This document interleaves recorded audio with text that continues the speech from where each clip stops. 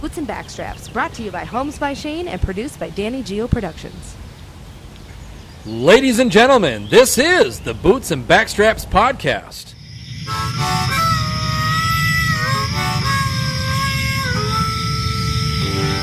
Come on now.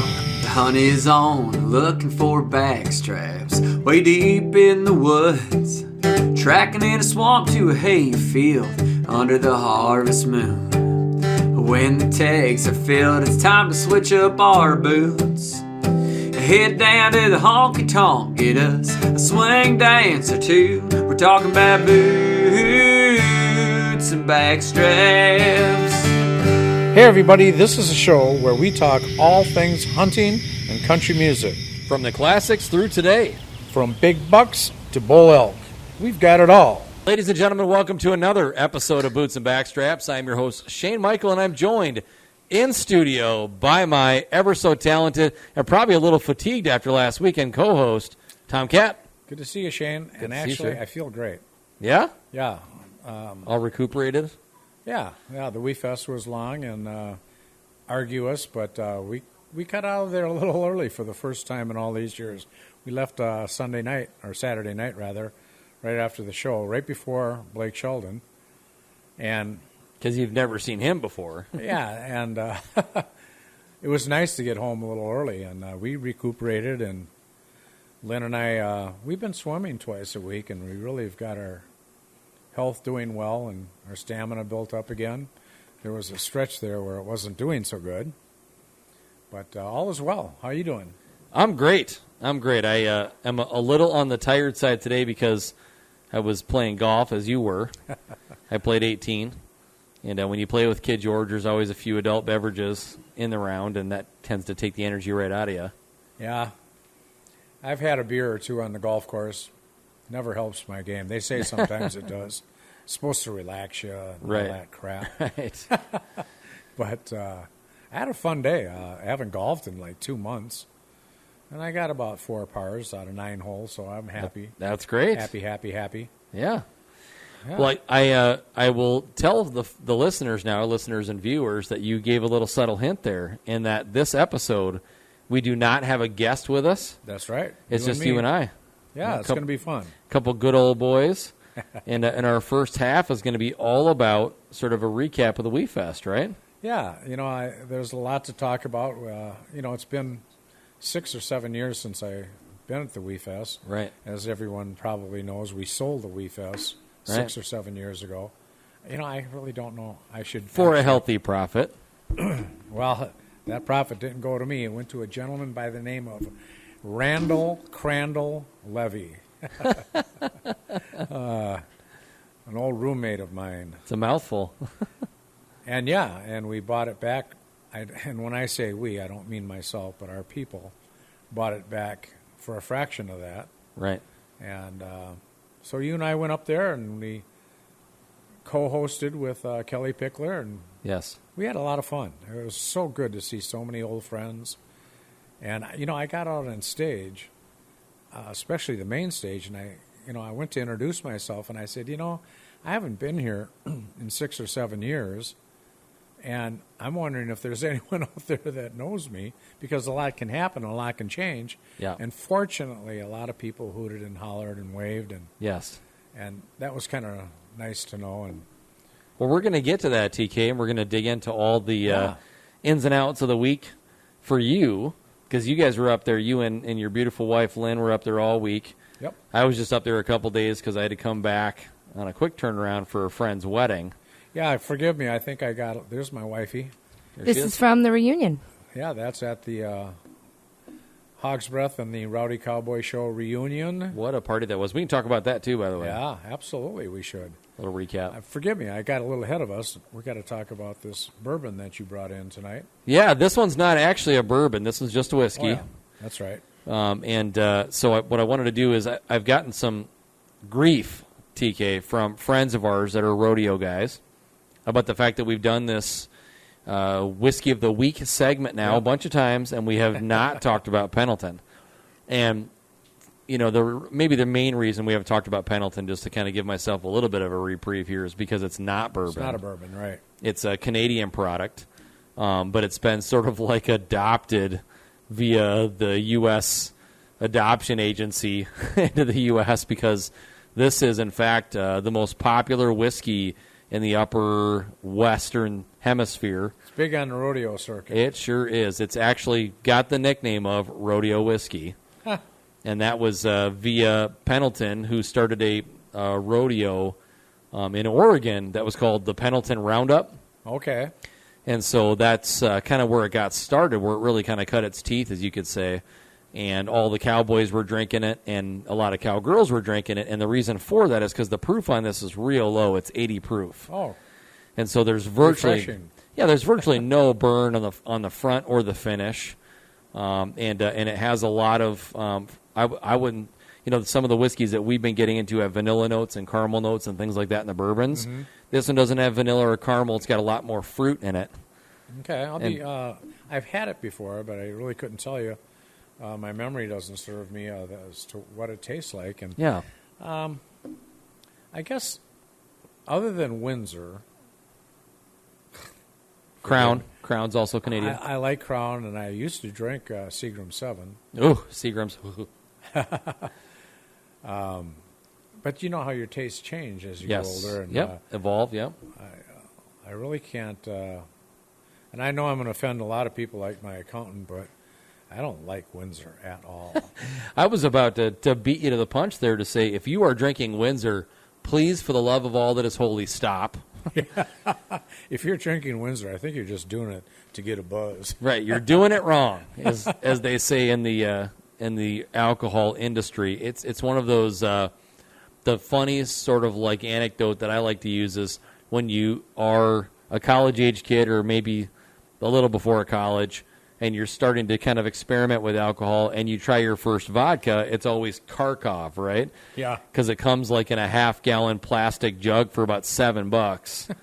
But then as you get older, you realize that is just crap vodka. It's terrible. It gives you a terrible hangover because the way it's distilled and refined. I mean, to even say it's refined is probably giving it a lot of credit. It's terrible. So I would put Seagram's and Windsor in that same breath, and that those are just bottom of the basement. Those that buy that are really just looking for the cheapest product they can buy. They're not clearly caring all that much about the taste or the flavors or those kinds of things. I can just see about 1,000 people right now. You're full of crap. I love that stuff, and they don't care. And I think you know what the test is, TK? What's that? You ask any one of those guys, whether it's Seagram's or it's Windsor or it's Kharkov, and you ask them, would you drink it straight? Every single one of them, without even hesitation, will say, no way. They're throwing that on diet, or they're throwing it on, some other soda, and then it's easier to drink that way. Versus the other stuff that we've been having in the podcast. Right. Well, those are premiums. You can drink that stuff straight. Is that already open? It's not open, but we can open it now. So Pendleton, also known as TK eloquently pointed out, is known as rodeo whiskey. It's an 80 proof bottle. It is very easy on the drinking. It's quite tasty, actually, for anybody that's is interested in whiskeys. And this one is not a bourbon, just to be clear, because this is a Canadian product. Though it is, this particular bottle and most bottles now are manufactured in Oregon. They have a plant there where they're making Pendleton because it's gotten so popular in the upper I keep saying Midwest, but upper western part of the U.S. Is very popular up there, and so in Oregon's where this one in particular was made. So I'm curious if they've been able to get this stuff over the border. There's been some problems getting a lot of product out of Canada and us shipping product to Canada because of COVID. So it seems to me I had this conversation with somebody in the business, and I really don't recall if they said it was an issue getting it out of Canada or not. I don't, to be honest with you, I don't know.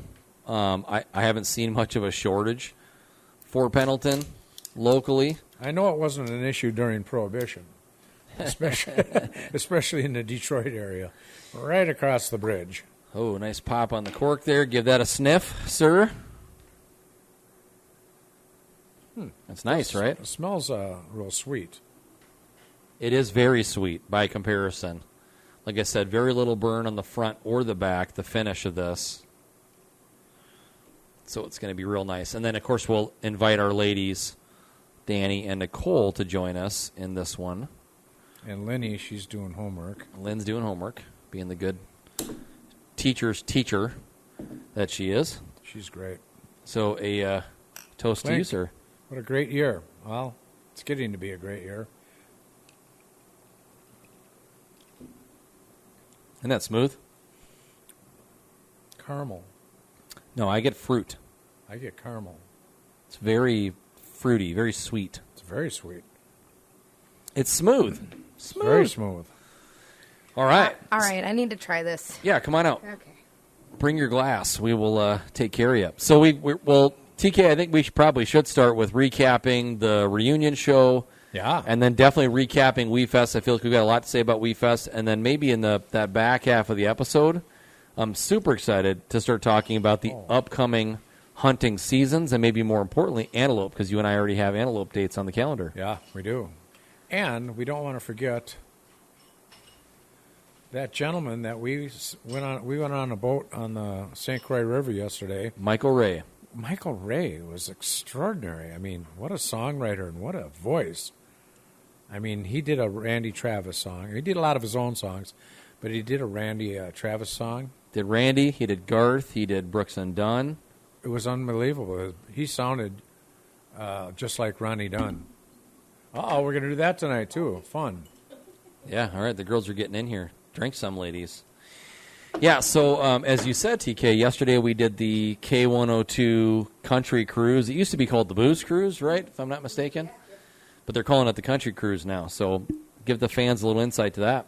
Maybe when Danny gets back to the studio, she can pull up. I hope, Danny, you have some... Hold on, ladies, come on out here for a quick second. Now that you just went all the way back to the control room, let's get a clink here. I was kind of expecting them to go in front of the camera there. Danny and Nicole. Danny's our producer, does an amazing job. Yeah, Nicole, Nicole's production one assistant. of our production helpers. Isn't that nice? Very skilled drinkers. Yeah, so again, the nice thing about that Pendleton is that being only 80 proof, you can enjoy it for a couple hours and not have to worry about, Right. I was looking at my collection a little before coming out tonight and real tempted to bring a Knob Creek with me. Ooh. So I've got a Knob Creek that's a barrel select, but that That one's a 126 or 127 proof. Wow. So That used to be my favorite. the burn would be significantly different in that versus this. Yeah, and I should tell the folks, I really don't drink anymore. There was a time where I used to think I invented drinking. What's that line you always say, like, I know a lot of people. Well, you know how that started. Brett Hedekin, the hockey player from Minnesota, won the Stanley Cup. Brett Hedekin, a few years back, lost his best friend here in Minnesota. So he's married to Christy Yamaguchi. And so between their contacts out of Hollywood and California, he was the color commentator for the Sharks. Sure. He played for the Hurricanes. San Jose. Yeah, and they made a lot of contacts because of their celebrity, like Ellen DeGeneres, and the list just went on. So he did a huge benefit at the Myth, and there were so many celebrities. He had Matchbox, Rob Thomas. Rob Thomas, yeah. He's great. Him playing, and all these celebrity guests were there, so I felt a little nervous. Because I was hosting the event. You? Yeah. You don't get nervous. Well, there was a lot of celebrities there, and I don't know. I was kind of nervous. So I thought I should introduce myself, and I said, well, my name is Tom Katt, and I'm how many ever years host of the nation's largest country music festival, the WeFest, and however many years it was for the Rowdy Cowboy Show, and a couple of clubs that I owned, and so I went on to say, just kind of came to my mind. I said, so if there's anybody here that already knows who I am, there's a good chance you've got a drinking problem. Because those are all kind of drinking affairs. Anyway. Anyone that knows you would say it's not a drinking problem unless you get nothing to drink. That's right. But now here I am, X amount of years later, and I don't even drink. This is fine with me. It's not it just doesn't agree with me anymore if I have more than one. I think your days of shots are way behind you. Oh, yeah. That's for sure. To sit around and nurse a couple ounces of a nice whiskey or a nice bourbon, that's, Yeah. a different story. Yeah, this is real tasty, and I could sip on this for well over an hour. Yeah. Well, we got well over an hour to talk. Giddy up. We got a lot to talk about. I was just going to say, I feel like we're not going to have trouble with that. As long as we're talking about Here we go. There's Michael Ray. There it is. Do you remember his guitar player? Because he got like about 50 shout-outs during the middle of that performance. Yeah, this guy is great. He looks like Zach Brown. He does. And he's just a fabulous guitar. I mean, both these guys. Well, Michael Ray's on the far side in the blue jeans. Yeah, on the right-hand side. And I'm telling you, he played a couple songs that I am familiar with. Yeah. And he played a song, I think it was for the first time, that he's never performed before. Yeah, that was that track, if I'm not mistaken, TK, was called I didn't know I'm country. I didn't know I was country. I didn't know I was country. And I'm telling you, and those of you that are into country music and you're listening to our podcast, that song could very well be a number one hit in the very near future. It's going to be a monster. It's an ass-kicker song. If you get an opportunity, I didn't know, I mean, the words to all of his songs were just unique and cool and great, especially this one. Yeah, I was going to say, I'll get on a soapbox for a second and just say that I probably am quite a bit more critical of singer-songwriters than the average Joe that listens to music with any regularity. Most people are pretty lenient when it comes to that song's good, that song's good, that song's good, or maybe this song isn't as good. That song right away, as soon as he finished that, I was like, that one's going to be a monster. Well, as soon as he hit the lyrics, growing up, it was kind of like growing up, I didn't really know I was country. And then he goes, thank God I am. Yeah, just and monster. Both Shane and I got goosebumps because it was such a cool song. I don't know, Danny, if you could even find that song. Maybe we could hear a little bit of it, but or if you can find any of his, not literature, any of his, come on. Music, like the videos? Or Tell me his name one more time. Michael Ray. Michael Ray. God, what a voice. Yeah, great singer. He played real well on his guitar as well. What I was trying to say is any of his promotional stuff. Oh, sure. But his guitar player's name was Jeff. And there was this drunk guy, because we were sitting pretty close to the front. We got great tickets from our friend. Row. Our good buddy Jesse Shepard with Country Financial hooked us up with tickets that are basically front row. And there was a guy that was 2 rows behind us and more toward the middle of the room, and just kept yelling out something about Jeff. Hey, Jeff! Way to go, Jeff. Great job, and Jeff. Michael kept saying, yeah, he pays somebody $20 to do that. And then the second time, yeah, he pays somebody $40 to do that. And then the third time, yeah, he pays somebody $60 to do it. And the guy wouldn't shut. It was funny the first time. He did it like 6 times. Oh, at least. It was obnoxious. Someone needed to slap him. I think that's what we said after. We were like, look, the first time it was funny. Second time, mildly amusing. After that, you're really shut up. Yeah, you're taking that joke and you're just running way too far you're with upstaging the performer. Yeah, it's Michael Ray's concert. And he's like, Jeff. Yeah, Jeff. But anyway, what a beautiful day it was. We were out on a boat. Gorgeous. We hung out with Muss for a little while from K102. Mike Mussman, one of the voices of the Minnesota Vikings, who you're very familiar with, right, from the I worked WeFest with days. Muss for years at the WeFest. Yeah, and before him, John Hines, who is with CCO now. I believe John Hines. I don't listen to radio or television hardly at all anymore. And when I do listen to radio, it's a toss between the Christian channel, KS95, and Bob 105 and K102. Sure, absolutely. Great stations. We have great music in the Midwest. We have great enthusiasm, which reminds me of the band Slamabama. Well, here's Michael Ray. Can you get audio there, Danny? I thought all there was red. Yes, sir, yes, ma'am. Something everyone said. Drove a Chevy or Ford. Big house out of cold. Feeding on bird dog. Sleeping by the spring. Yeah, where's that performance, Danny? Does it say in the video?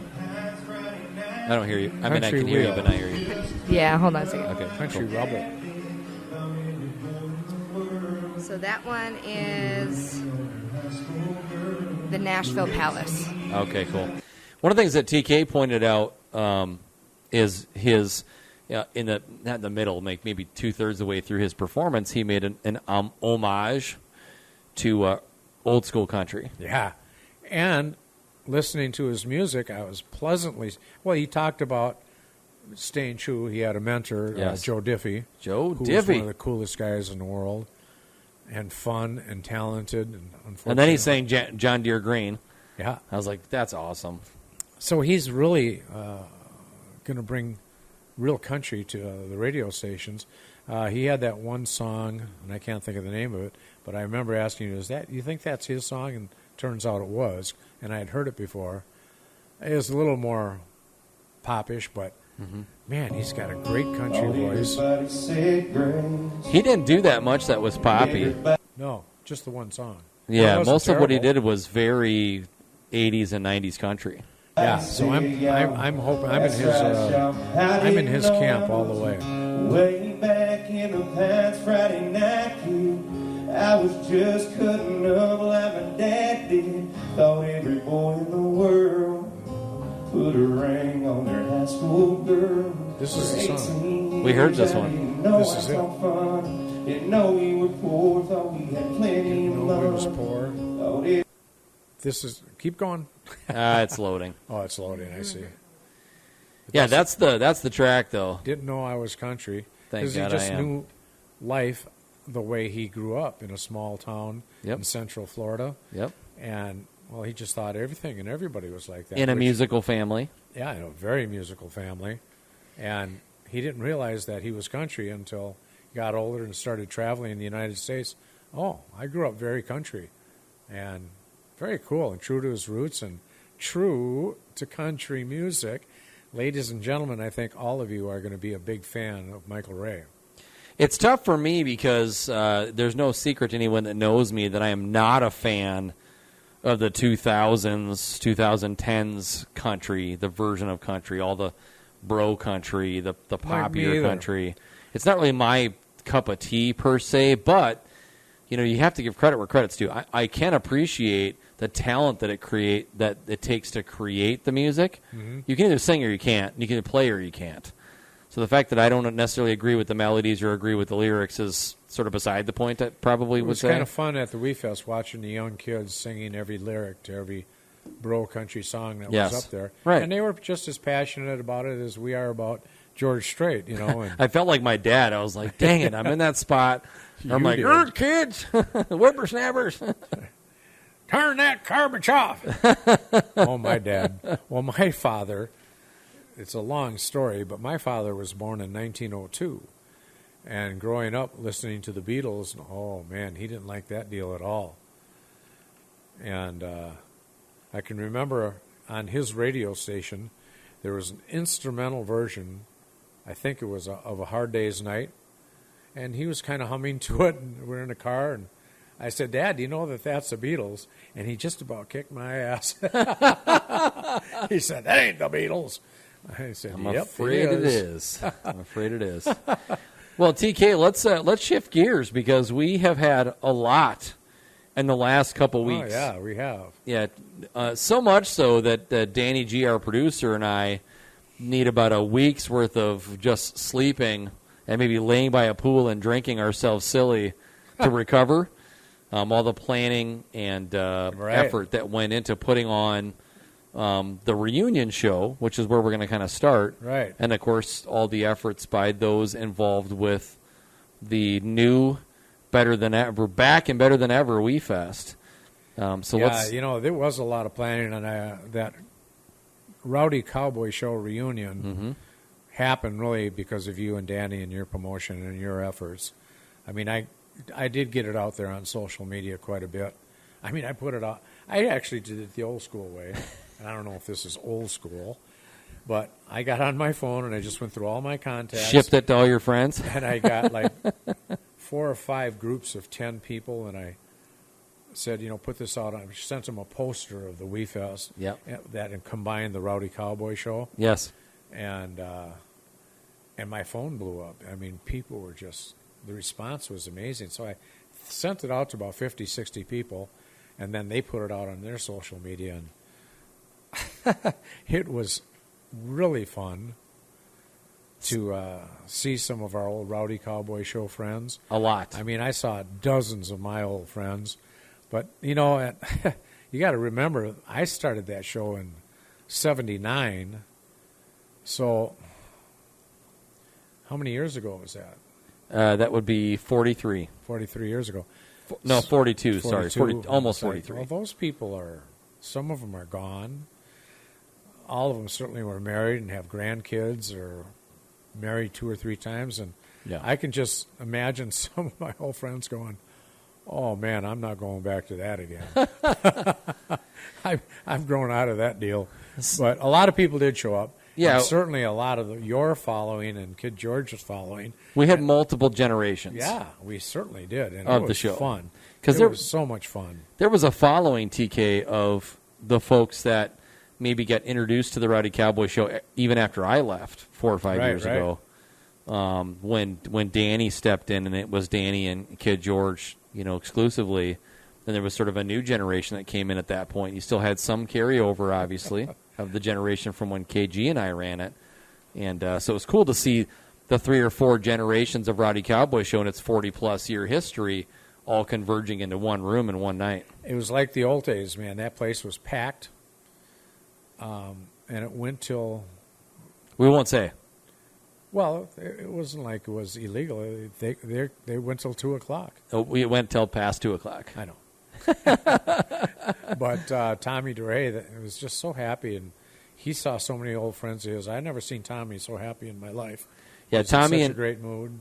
kudos to him and to Eric Blaze. Right.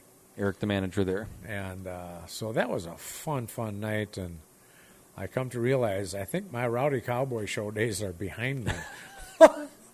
I'm like, honey, let's get the hell out of here before I go out in the dance floor and start doing shots. Oh, it was interesting as we kept saying throughout kind of the 2 or 3 weeks leading up to the event in our social media promotions, especially with my live videos, I kept telling people, look, if you have a prayer of getting a table where you can park your keister that night, you got to get there early because it's going to be standing room only. Right. And through talking to some folks, I got a really good vibe knowing that we were going to have a full house. Right. But not necessarily to the people who were like, well, we got to get there before 9. Because remember, TK, we started the podcast at 7. Right. And the party started at 9. So it was like, well, we'll just show up closer to 9 and we'll get a spot to sit.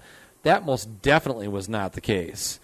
I mean, we got into that podcast and it was already full. It was packed. Right. And the podcast was fun because Shane brought in a bunch of disc jockeys that came after us, certainly after me.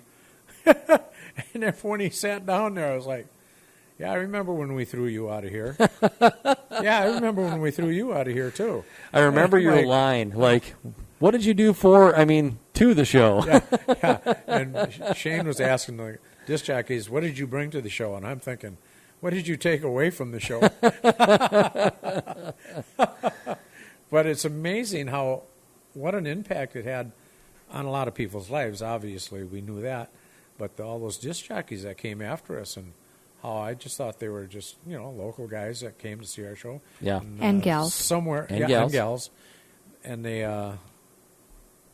wound up being disc jockeys, having their own shows, moving to Canada, moving here, and doing this and doing that. And I'm like, wow, that's pretty impressive. What's interesting is we did have some folks lined up sort of like that had worked with you before I was even in the picture. Right.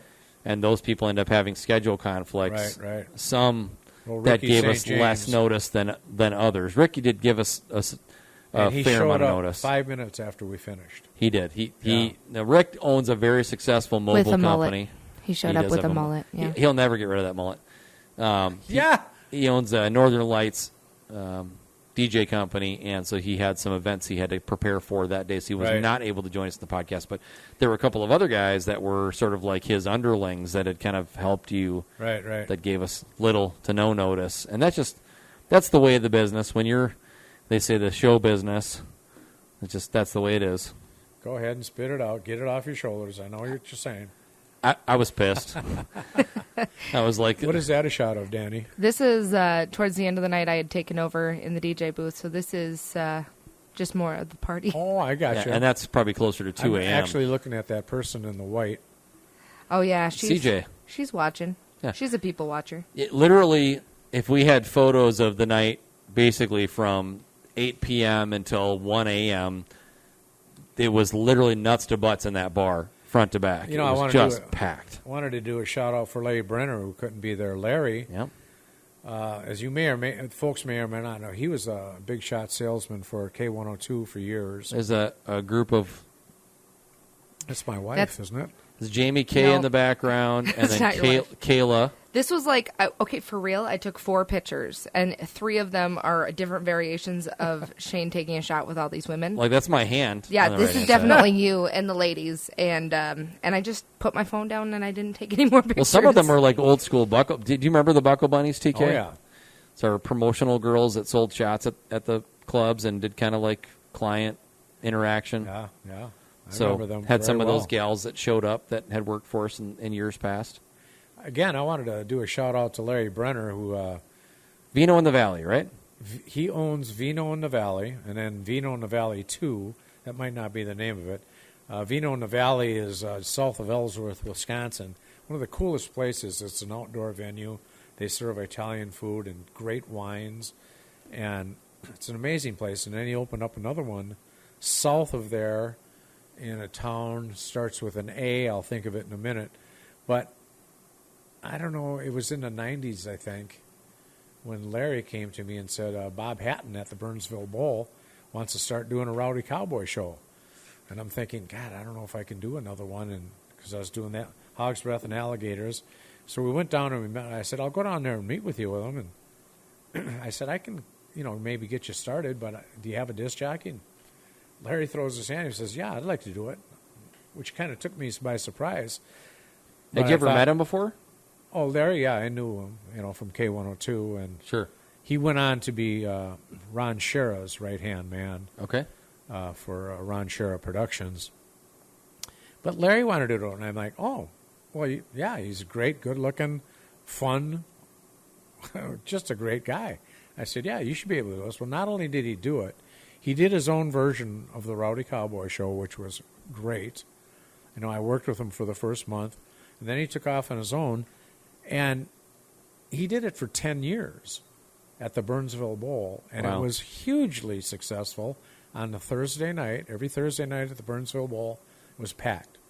And he'd walk around with that microphone, and his big deal, like we had a few things that we always did, his big deal was early in the show, he'd walk around with a microphone, and he'd have all the people in the crowd singing Hank Jr.'s Young Country. We are young country. And he'd have people singing it, and he'd give it to the next person. And it was just so fun. I went. He asked me to fill in for him once or twice. And he had a loyal following because I was getting a lot of grief from the regulars. Hey, Larry does this. Larry does that. I'm like, well, I don't know what he does, really. I just do what I do. But anyway, he couldn't. I started this shit 25 years ago. No, I didn't do that, but I did punch some guy's lights out. Never mind. But anyway, Larry did such a wonderful job. And then even before Larry, and one of my best friends in the whole world, who was our security guy, he handled the radios at the WeFest for years, and he and his brother and I owned Elgato's in River Falls, Wisconsin. Well, Greg DeVolis. A lot of people called him Greg Cat. Is it Greg or Dean? Well, Dean was my partner in the bar, but Greg was my, we hunted together, we caroused together, and he passed away a couple of years ago. It was just unexpected. His aorta blew up, and such a sad deal. So we said a little deal about Greg. So I was looking forward to seeing Greg DeVolis and Larry Brenner, and that didn't happen because of Greg being gone, and Larry had a wedding he had to be in, and so it was a fun show. It was a It was fun so show. fun to see all the old disc jockeys, and Yeah, so we started with the podcast. We did 90 minutes or so of just literally DJ after DJ after DJ in 6-minute segments, talking about their interaction and time they worked with Rowdy Cowboy Show. And not only was that cool because you get to see all these guys again and talk about the time that they shared with the show and share a few memories, that kind of thing. But cool for you, TK, to see this sort of like brand that you created ultimately 500 years ago, and all these guys that have become part of it. So this Rowdy Cowboy Show family, we talk about in today's iteration of Rowdy Cowboy Show, the RCS family as like a catchphrase. In fact, there's a Facebook group that's RCS family where stuff gets posted. And it's not always necessarily directly RCS related. It's people within the RCS that have come to the RCS that are fans of the RCS that have a barbecue at their house, or maybe they are trying to get rid of a couch, or maybe they need a babysitter or whatever, and they post in this family page because it really is like a family. It is. It's absolutely. like a movement. I remember going to one of those barbecues with you once a long time ago. Yeah. Yeah, it is a family. It's good stuff, and it really, like, I was thinking about it a lot as we, did the reunion, and I was looking at all the relationships that have come into my life because of Rowdy and because of, I just came out because Travis did it, and that was it. And I was like, cool, I'll be here. I'm not a huge country person. But then, you get going, and then you realize you are a country person, and then you get the boots. And I met some of my best friends there. I never would have met them had it not been from Rowdy. And there was, there's been a ton of weddings. Shane proposed to Emily at Hoggs, right? No, or is it Tav? Tav on the app. Tav. And then, we could list off all of the Travis proposed to Crystal at Doghouse. And, just all these relationships that started not necessarily at the Rowdy Cowboy Show, but, continued and blossomed in the Rowdy Cowboy. It's just cool. Well, you made a good point. I met my wife there. See? And will you play Fishing in the Dark if you give me your number? What's that? She was reminiscing in the story you told about how you asked for her number if you'd play her song. Yeah. And I played that song instantly, which is something I used to like to do. But you're better than most of us. What you were talking about is the people and the families that were born over the Hog's Breath and the Rowdy Cowboy Show. I would have, obviously, hundreds of people that would come every week. And I got to know so many of them, and then all of a sudden, one of the guys would be gone. And you wouldn't really think about it until 2 years later, he'd show up, and then you'd go, oh, he's back again. And instantly I knew why he was back, because he got married, got divorced, now he's back in the game and trying to find another ex-wife. Came out to Rowdy Cowboy Show, throw a line in the water again. Yeah, exactly. Sometimes it works. It does work. But don't shit where you eat. That's you got to be careful. You do. Right. If you're working for the show, and that was always the thing for me, is I had a steadfast rule that I would not mess around with people that were fans of the show or whatever, with exception to, I think I dated maybe 2 girls in the 10 years I was with the show that came out to it. I don't remember. Not that many. I'm trying to think off the top of my head. I think it's 2. But you should just say 0. You both are right. It's hard to fathom how many people have come and gone, and the friendships we made, lifelong friendships, the friendships that we made that aren't there anymore because the people have moved on or moved away, and it's just, and anybody in the entertainment business that's been doing it long enough will share this sentiment that, yeah, it's amazing how many people have come together because of what you were doing. And I guess it is pretty cool. I never really think about it in those terms, but you're like Rowdy Cowboy Show Yoda. I was going to say the Don, Yoda. like the Don. Godfather. He is the Don. The Don. Danny did a Facebook Live the week before the reunion show, and she made some very factual points in her, I don't want to call it a rant, but just in her speech that she had, where she talked about, this is the place, talking about Rowdy Cowboy Show specifically, where people can come and they can set aside their political differences, their religious differences, all of their belief differences, like all this stuff gets left at the door, or better case scenario, in their cars, and they just come into Rowdy Cowboy Show, and we're all one giant family, just having a couple of drinks and line dancing and laughing and telling stories and whatever. You let all that other shit go, and you just hang out and have fun as a family. And not only that, but like leave the drama at the door, but also like come, because you don't know what role you play in other people's lives. Right. You don't know if you're the person that says hi to the person who sits in the corner. You don't know. So just come and just be here and be part of it. And you know what? I had a couple people come up to me and say thank you, because they wouldn't have come otherwise. And the people who said it were the ones that really shocked me. I'm like, you weren't going to come? How could you not? But it just proves the point, right? I reached out to a few folks that were, you'd say it's sort of like first generation, your brother and I, KG and I, when we first started to say, hey, are you coming to this thing? Because it just wouldn't feel like the same thing to not have you there. Yeah. Russ Meyer being one of those people. That was who I was thinking of. Yeah, I had reached out to him the week before and just said, hey, man, I'm sure you've seen the posts. It just would not be the same to not have you there. Are you planning on coming? And he was like, yeah, I'm planning on being there. And I was like, great, because, he was there. He was a fan of yours, TK, when it was you. And then when KG and I stepped in, he was, part of that fan base that we had when we first started with the show. I was like, man, we got to have those people there. Yeah, Danny, you also touched on another topic that I really want to elaborate on, because it puts a smile on my face when I think about it. There were so many people back in the late 70s, 80s, like the college Not Danny. people. No 70s for Danny. No 80s for Danny either. I can't tell you the hundreds of times that I heard people say, well, I'm not a fan of country music. I don't like country music. I said, well, that may be true, but why don't you come to my show sometime, and whether you're a fan of country music or not, you're going to have the time of your life. Right. And they did, and I can't even fathom how many people that show brought to country music. Mm-hmm. And I am one of them.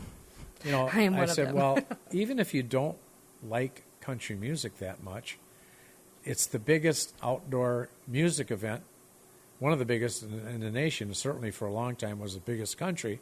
So when you've got that many people coming and having fun, you're going to have fun anyway. Yeah. And so many people came to country music because of the Rowdy Cowboy Show and because of the WeFest that would never, and I can't even imagine what we did for the radio stations. Right. I know we were a huge influence on the success of K102. Yep. Bob FM as well. It's a shared experience, right? Yeah. Like whether you're coming to a Rowdy Cowboy Show or the WeFest, you're all experiencing the same thing together, and it's powerful. It's kind of like church in its own way, the same kind of community, It is, yeah. And I was going to say, TK, another sort of like feather in your cap, not to keep patting you on the back to where your head gets so big we can't fit you out the door, but my head ain't going to get big, trust me. There is a lot to be said for the role of the MC, or maybe more correct vernacular, master of ceremonies, because it takes a solid, strong MC that can read the room to direct any show, whether it's country music or otherwise. Right. And so that's the thing that changed country music in this community forever with Rowdy Cowboy Show is your presence as an MC, and then KG and I both being strong MCs, right, and then Danny coming in as a strong MC, and just continuing that tradition. That is a big issue, and as you know, I trained disc jockeys for many years all over the United States, and I would tell them, don't try. You're not a comedian unless you think you're a comedian, unless you got a writer. Don't try and be funny if you're not funny, because it just makes you look bad. Don't force it. So don't force it, and don't try and be funny like a lot of morning show disc jockeys think they're comedians and they're not, and they laugh at their own stuff. Hey, Ryan, sorry, excuse me. Bless you. So it's like, don't, play good music and comment on the music until you're comfortable speaking to a crowd, and then make observations, and and then as you progress, don't just try and force some dumb stuff on people. But not too many, especially radio disc jockeys, believe it or not, when they got in front of a crowd, they'd freeze. Yes, because for they sure. were used to working in a room. Oh, we've both known plenty of those. Yeah, and we're not. It's a different animal when you're in a room by yourself all day talking to a microphone. Guys like that sounds John terrible. Hines and people that were out there and amongst the public a lot, they were great at it. But it takes... He's an exception to the rule, though, TK. Who? Muss. Yeah, Muss and John Hines was good. Muss, he sounds great on the radio, and he cannot wait to get out in front of people. He loves to be in front of people. And once they get comfortable with that, I guess I'm trying to say I'm not trying to take away anything from the radio disc jockeys. No. Because they have their talents and they're Yes. good at it. Right. But It's for a different disc, animal. don't try and be funny if you're not funny. And, don't, like you said, just don't force that stuff. And Can I tell you a quick story? You can. So when KG and I were kind of at our, I don't know, do you call it the peak or the height of our era of Rowdy Cowboy Show? Uh-huh.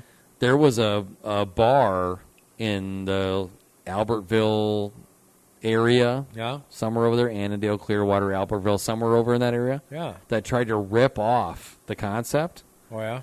Where they got a couple of quote-unquote DJs. Oh, cool. I didn't know that. And they even hired some gals to sell shots, like to try to portray the Buckle Bunny piece. Uh-huh.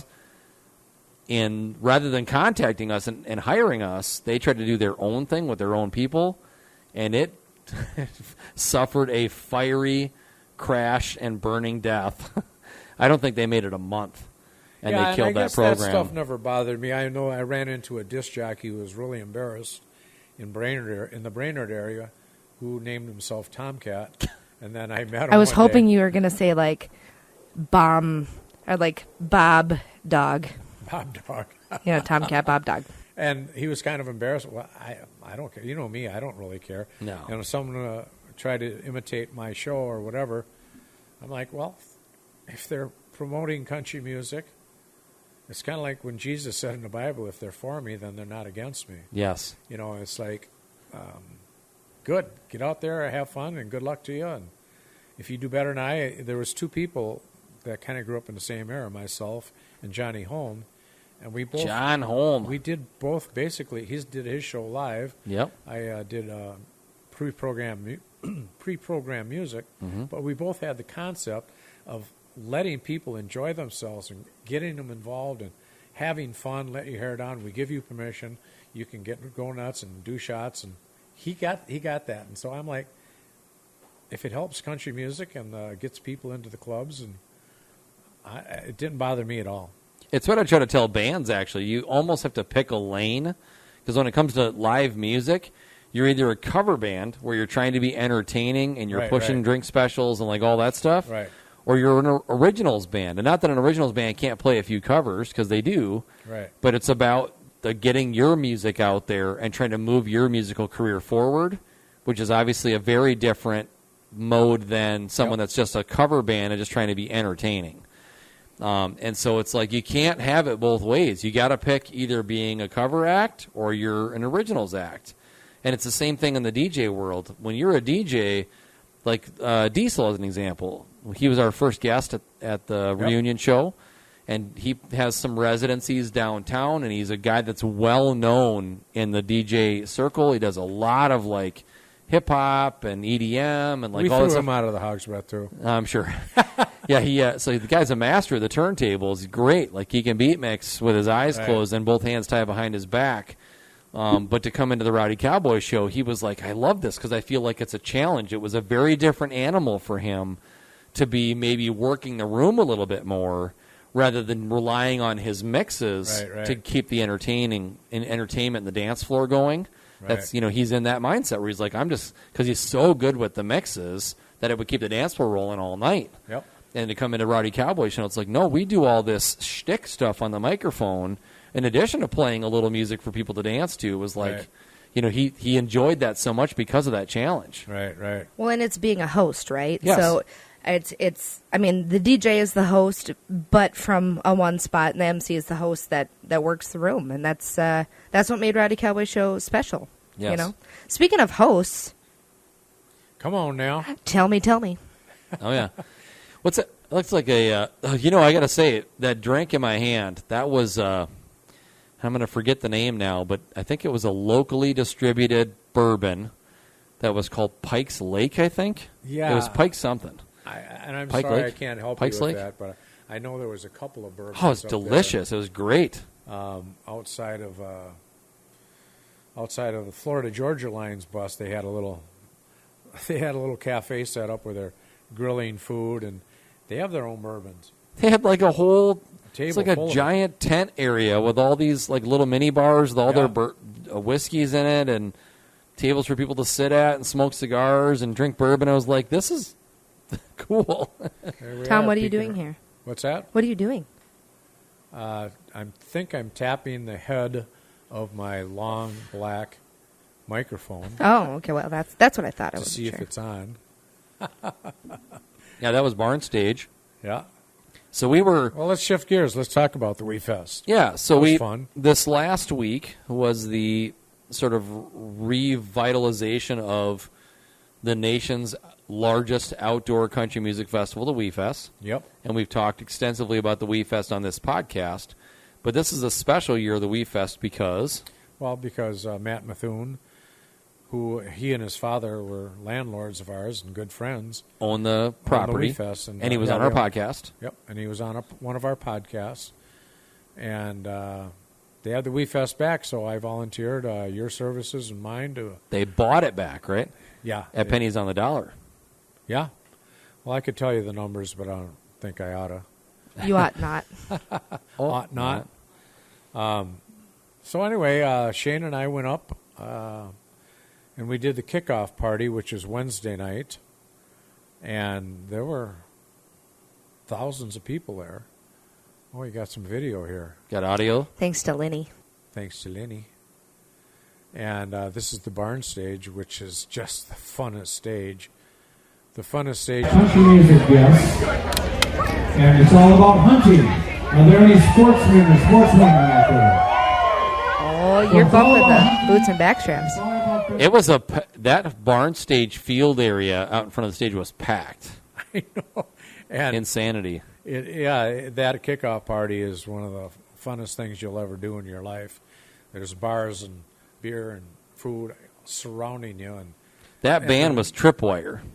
that was Tripwire, and they were fabulous. Amazing. Tripwire. I mean, we had so many good acts on that.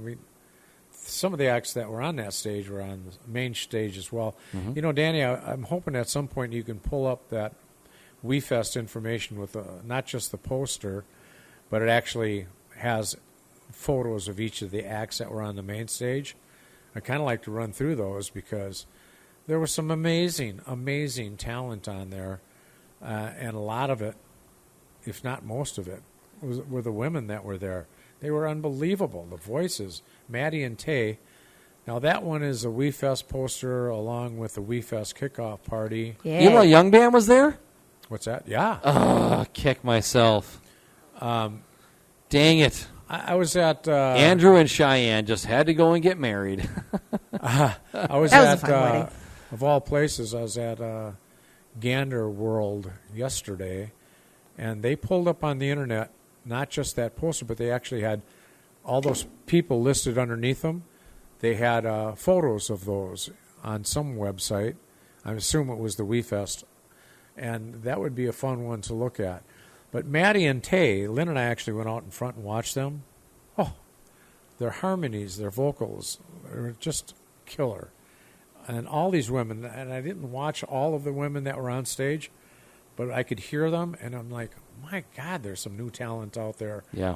that I haven't really been paying attention to, just because I've retired and that sort of thing. Yeah. But, God, it was amazing. And, you know, one band that I kind of watched kind of closely was Laneco. Sure. Are you familiar with them? I'm not. They're unbelievable. Yeah. They're just unbelievable. All right, here we go, Tom. it Do you want to is. start from the bottom? And Okay, work our way this up? girl on the bottom right was, that's Kelly Pickler, host. But that girl next to her, she was the one on The Voice, if I'm not mistaken. Aaron Grand. We is had a- Aaron Grand, too. Aaron Grand's a local gal Yeah. and actually a friend of mine, so we're going to have her on the podcast. Oh, good. Was she on The Voice? I'm not sure. One I of do these not recall. girls was on The Voice. And then 32 Below, they've been in several different versions, probably 8 times at the WeFest. And this particular version was so talented. And that was their first time there.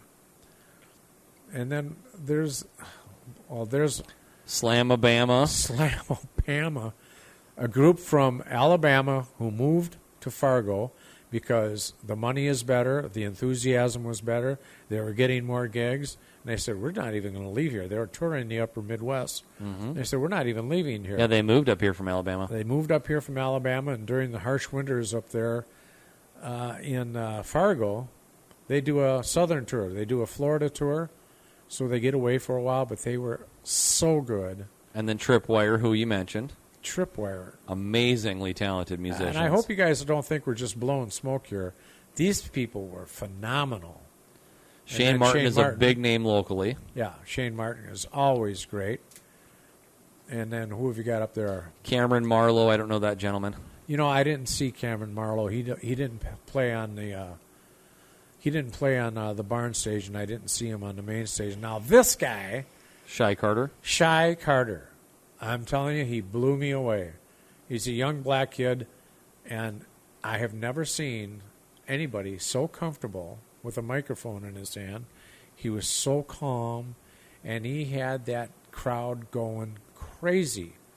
It wasn't necessarily country music, but I think a couple of them were crossover. A little poppier. Yeah, and the women were just, I'm telling you, Shane, they were fainting in front of him. The guy had them right in the palm of his hand. I've never seen anything like it. So when I closed the show, I said, Shy, come back here. I said, do you know what all these people have in common that are just watching tonight? And he says, no, what? I said, they're all going to say in about 5 years that they saw you when you just started out at the WeFest, because you're going to be a huge star. And he is. Mark my words. That's great. And then what do we got there? Oh, these After guys Midtown Boys were on the barn stage with us. Those guys were from Nashville, and the name After Midtown, anyone that lives in Nashville knows where Midtown is, and everyone goes and hangs out in Midtown. And then they always say at the end of the night, what are we going to do after Midtown? And so that's what they named their group, and they were extremely talented. Yep, very talented. They had the most simplistic production setup of any band that we worked with. It was unreal. All electronic stuff. And then Ray Lynn, she was fabulous and pregnant. Oh, how about that? I think she was 8 months pregnant. She just did a killer show. And I did not see, what is that, Big Valley, Rich Valley? High Valley. High Valley. If I didn't have these glasses on, I could probably read that. I did not see them. Ingrid at Andrus we did see. We were backstage talking to Kelly Pickler at the time, but we did get to hear a bunch of her show. And we could hear her singing, and she was just belting them out. Yep, look at amazing. all the women they have there this year. And, you know, it's great.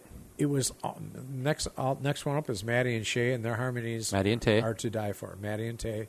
What did I say? Shay. Oh, Maddie and Tay.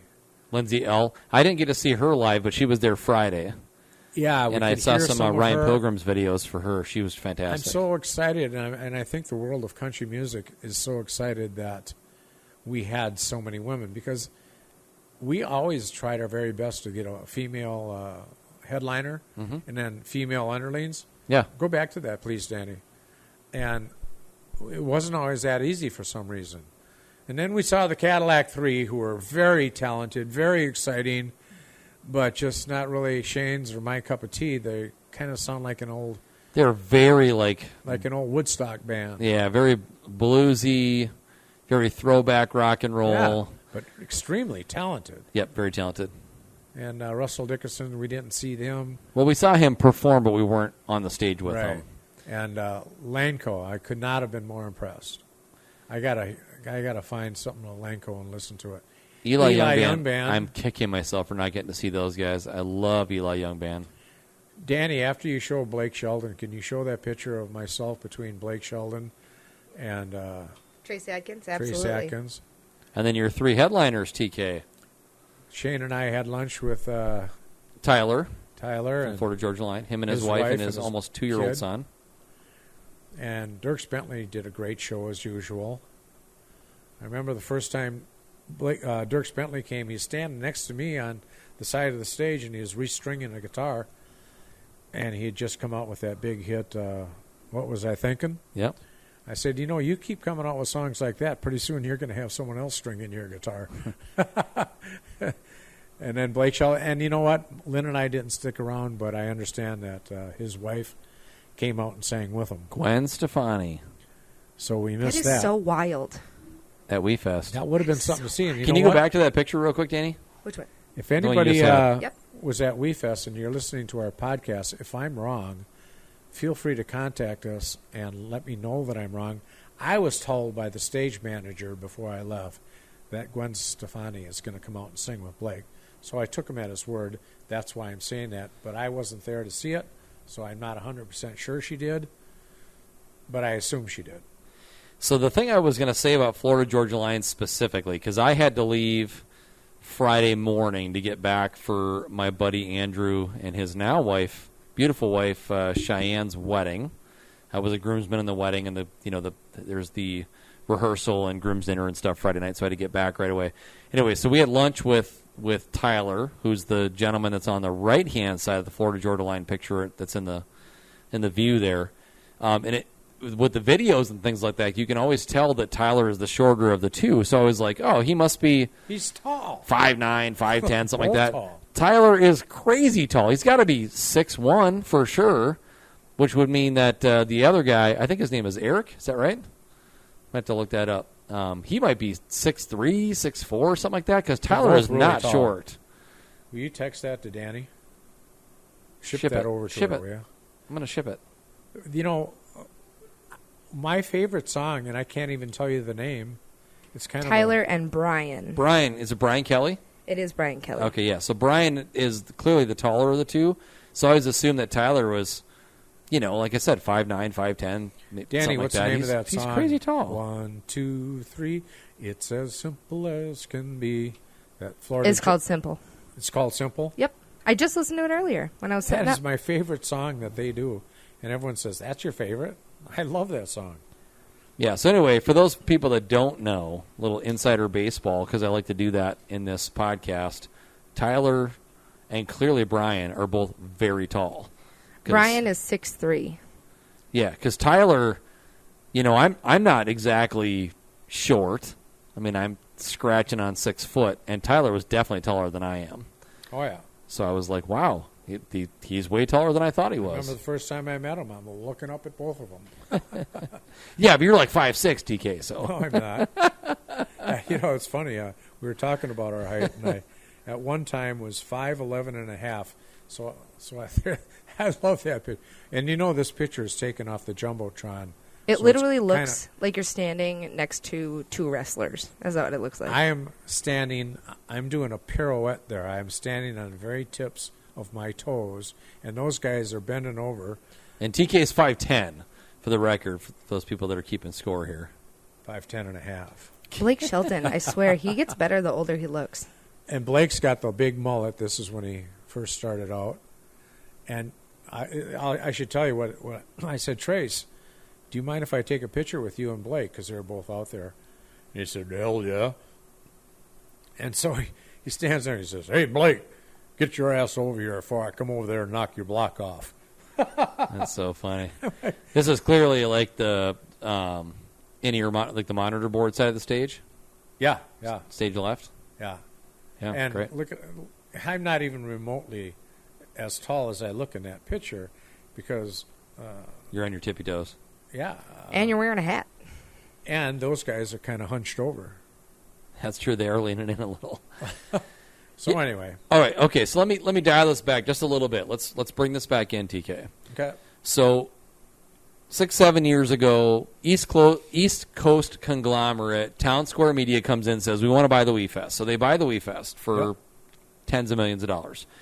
And in that time that they had it for 6 or 7 years, we can say in the podcast, they ran it to the ground. They did. They went from 50 to 60,000 fans a day on average to less than 15 in 2019, which was the last time they did the festival. When we sold it to them, we had more than 60,000 people a day for 5 days.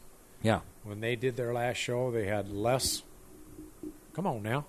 They had less than 15,000 for 3 days. How's that? Much better. Yeah, had your logo facing off to the side there. All right, so yeah.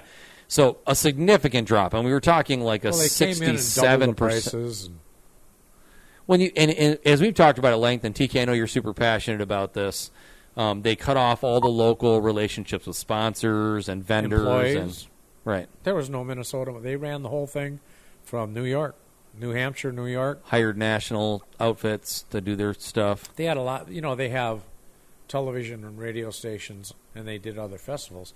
So they had big national sponsorship, Coca-Cola. Which did and not help such. them with ticket sales. Chevy, yeah.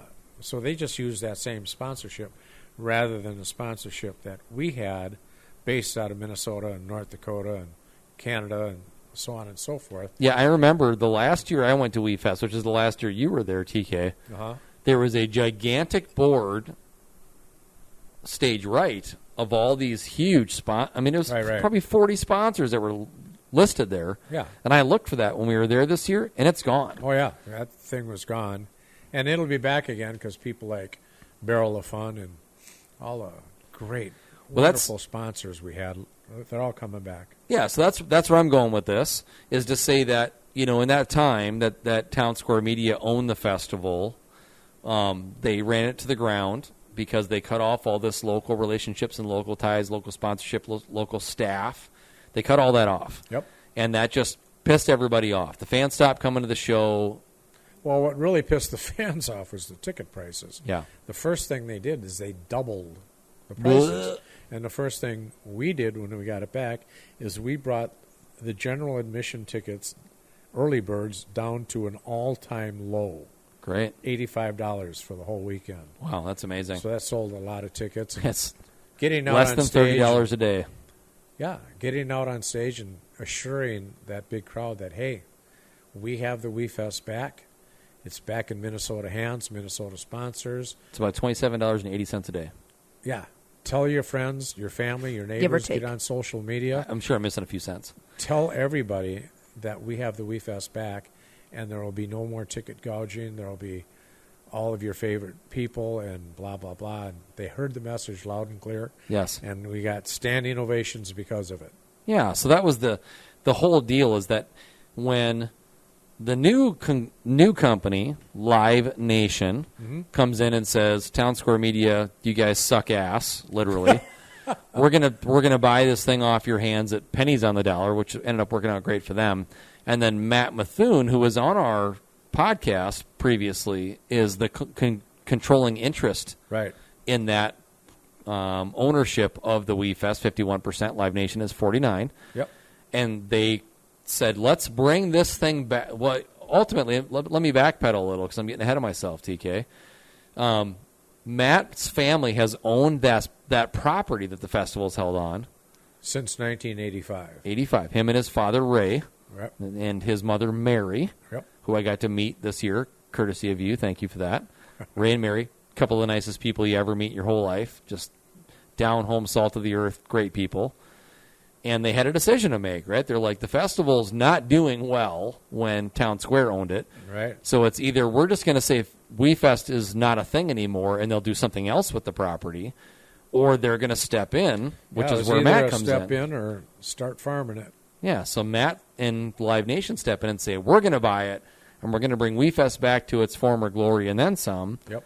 And I think we had some real signs of encouragement for that Oh, this yeah. year. It was beautiful. You know, there was quite a transition to go through, so a lot of work and a little bit of miscommunications, but that's to be expected. First year back. Yeah. And I mean, to be clear, TK, no festival last year, right? Right. No festival last year because of COVID. Mm-hmm. And the one they did before that really sucked. It was less than 50. You know, when we first did the WeFest, I think we had 25,000 people In 1983. in 1983. And And then in 2019, I less can't than imagine 15,000. I can't imagine that space being less than 15,000 people. That's basically like box seats in reserve, right? Yeah. Pretty much, yeah. Holy moly. Yeah. So it was super fun. The weather, as usual, was spectacular. And, It was great. you know what? Hold on a second. Go ahead. Tell your story about the rain thing, because that was pretty cool. About how many acts we lost to rain? No. You said that you always prayed for rain. We always prayed. Well, we always played for good weather. And You were telling me when we were driving around up there how you guys, as a staff at WeFest, would always pray for a little bit of rain. yes, we always wanted a little bit of timely rain to settle the dust. Right. And that's not being funny. It's true. A lot of dirt roads, a lot of gravel. Yeah, it's all dirt and grass and a lot of dust. And so there's a lot of equipment out there, a lot of expensive equipment. So we'd always like to see a little bit of rain, and we always would get a little rain just to settle the dust. And over the 35 years that I was involved, the first 35 years, I can only think of 3 acts we lost. I know we lost 3 acts, and Tanya Tucker was one. Oh, ouch. Yeah, she was so much fun. We almost lost Tim McGraw, but we were going to lose Montgomery Gentry. So they like to drink, so it was like their act wasn't going to happen, and so they just started doing. They have moonshine on their bus, and a fair amount of Jim Beam. I Guitar understand. player came up, so it turned out, well, hey, we can get you in for a short act. We can get you in for a half hour, 45 minutes. So they went out there drunk on their butts, and the guitar player Probably walked killed up to the me show, and says, though. "You think they're messed up? We started drinking before they did." I bet you they were great, though. They were, when you're that drunk, Hey, flip over one of them boards there in front of you, Shane. They were great. And then they went out on stage with Tim McGraw, and they were all 3 bending over, trying to figure out, to the crowd, trying to figure out who had the nicer butt. It was just Between Eddie and T-Roy? Eddie, T-Roy, and Tim McGraw. Oh, that's hilarious. Hey, it probably was Tim McGraw. Yeah, I would think so, but what the hell do I know? Yeah. Anyway, I can't really think of the other 2 acts that we lost to rain, but over 35 years, man, that's an incredible record. When we first started the WeFest, we called the National Weather Service, and we asked them in the Fargo, Detroit Lakes area of Minnesota, what is typically the driest weekend of the year? That weekend was typically the driest. Mm-hmm. That's why we picked that weekend. And lo and behold, it turned out to be just great. Yeah, we didn't have any significant rain the whole time we were there. We had a little bit of rain, and it settled the dust, and it was good. So it was fun for me because, unbeknownst to maybe fans of Boots and Backstraps and maybe even some fans of Rowdy Cowboy Show, when you retired from the WeFest 6 or 7 years ago, the plan was for me to be the heir apparent and to step in and take your role at WeFest so you could ride off into the sunset. And then, of course, when it exchanged hands to the East Coast folks, that was not going to happen. They hired Stormy Warren, and he stuck around for about 5 seconds because he realized how unorganized they were. Yeah, I think Stormy Warren only did, he did a couple years with me, and then I think he only did 1 or 2 years after me, and he said, I'm out of here. Right. And he's a great guy, by the way. If anyone listens to satellite music, Stormy Warren, I don't know what the name of his show is. Yeah, he's a nice guy. Very nice guy. And so now coming back, when Matt and Live Nation purchased the fest, Matt had it set in his head he has to have Tomcat there. He says, if we're going to get this thing back to where it was, and we're going to get credibility back with the fans, which is an important element to this whole thing, to build that credibility back, because so many fans, and I mentioned to you on social media, so many fans are burned by what happened. They were pissed. Yeah, I would hear it from like school teachers, the friends of Lynn's that would come back, went there religiously, and girls like the Pink Flamingos, man, they're like, I'm never going there again. And it wasn't because of me; it was because they were getting burned by the ticket prices. Yes, and they were getting the burned lack by of the organization, camping, and it was just not the same product. It wasn't Minnesota nice. No, it was East Coast jaded.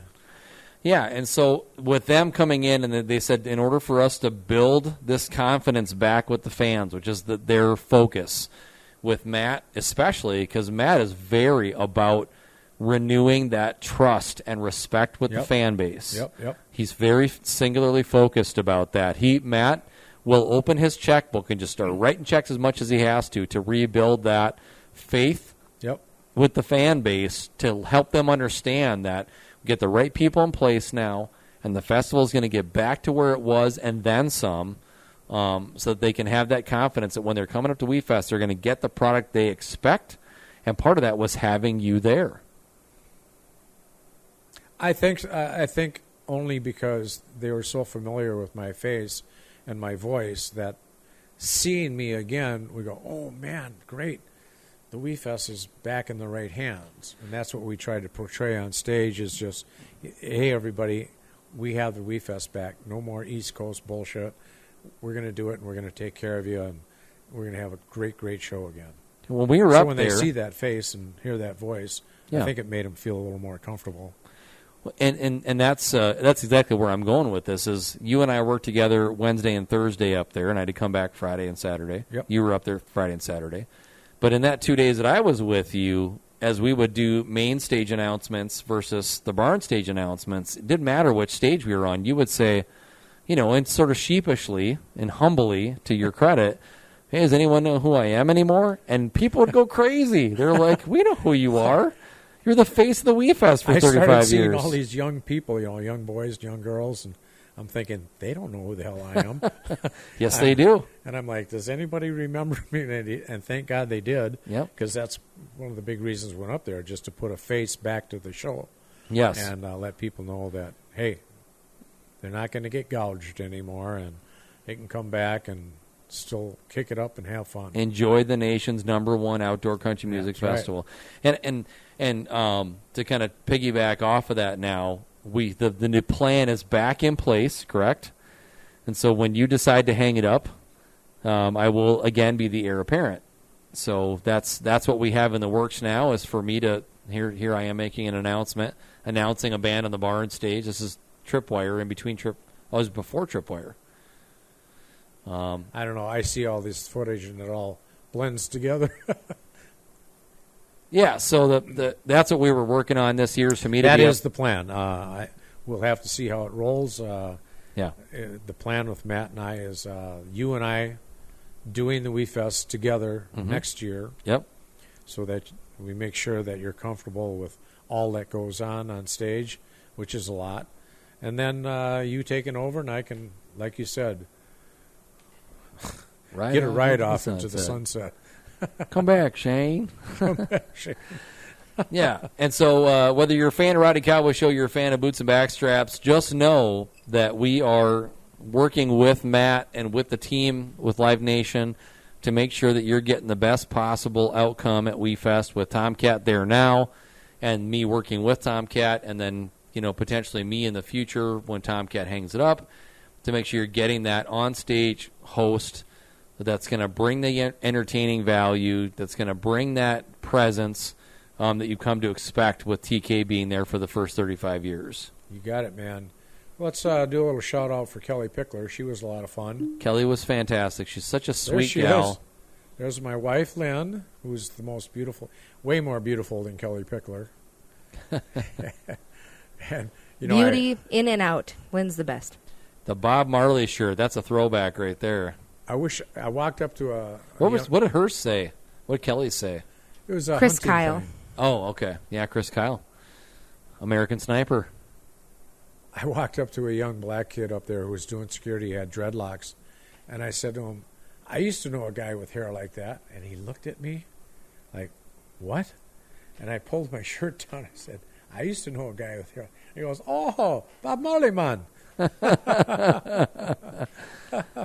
I love wearing that shirt because it just, Bob Marley was the man.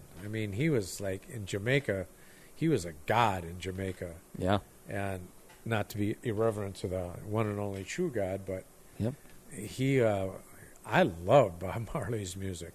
And, when I used to spin records on a regular basis, whether it was disco or rock and roll or country or oldies, I actually started a reggae night once at a club in Minneapolis, and it didn't do real well, and I had just tons of reggae albums, and I loved it, man. Most of it was Bob Marley, and then I just love reggae music. Yeah, no doubt. Well, I'll tell you what, on that note, TK, we are going to take a little break. Okay. So we can get the sponsors rolled in here. When we come back, we're going to do your segment with the Don't You Be Peeking now. I'm not going to peek. I love that segment. That's pretty fun. TK's segment with the musical artists that we've got here, Danny's picked out for us. We'll share some stories with those artists, and then we will be rolling right into the upcoming hunting seasons, yeah. and maybe more specifically antelope, since you and I have antelope on the docket. You got it, man. We'll be right back, y'all. You guys ready to party or what? Not so much better. So much better. Welcome to the barn stage. If you are within earshot of my voice, get your booty on down here to the right. This is where the good seats are. If you're out there in Northwoods, the camp area, you're about to miss the music. We're starting a great show over here for you, folks. My name is Shane Michael. I am co-hosting with one of the founders of the WeFest, Mr. Tomcat, sitting over here. Give it up for Tomcat. He was the main stage host for the first 35 years, and now he is bouncing back and forth between here with me and the main stage with Kelly Pickler. I think he's got a better deal with his co-host over there. That's a much better deal over there. We've got a great act for you guys to start with tonight. They are from just over the border in North Dakota by way of Alabama. Make some noise for Slamabama!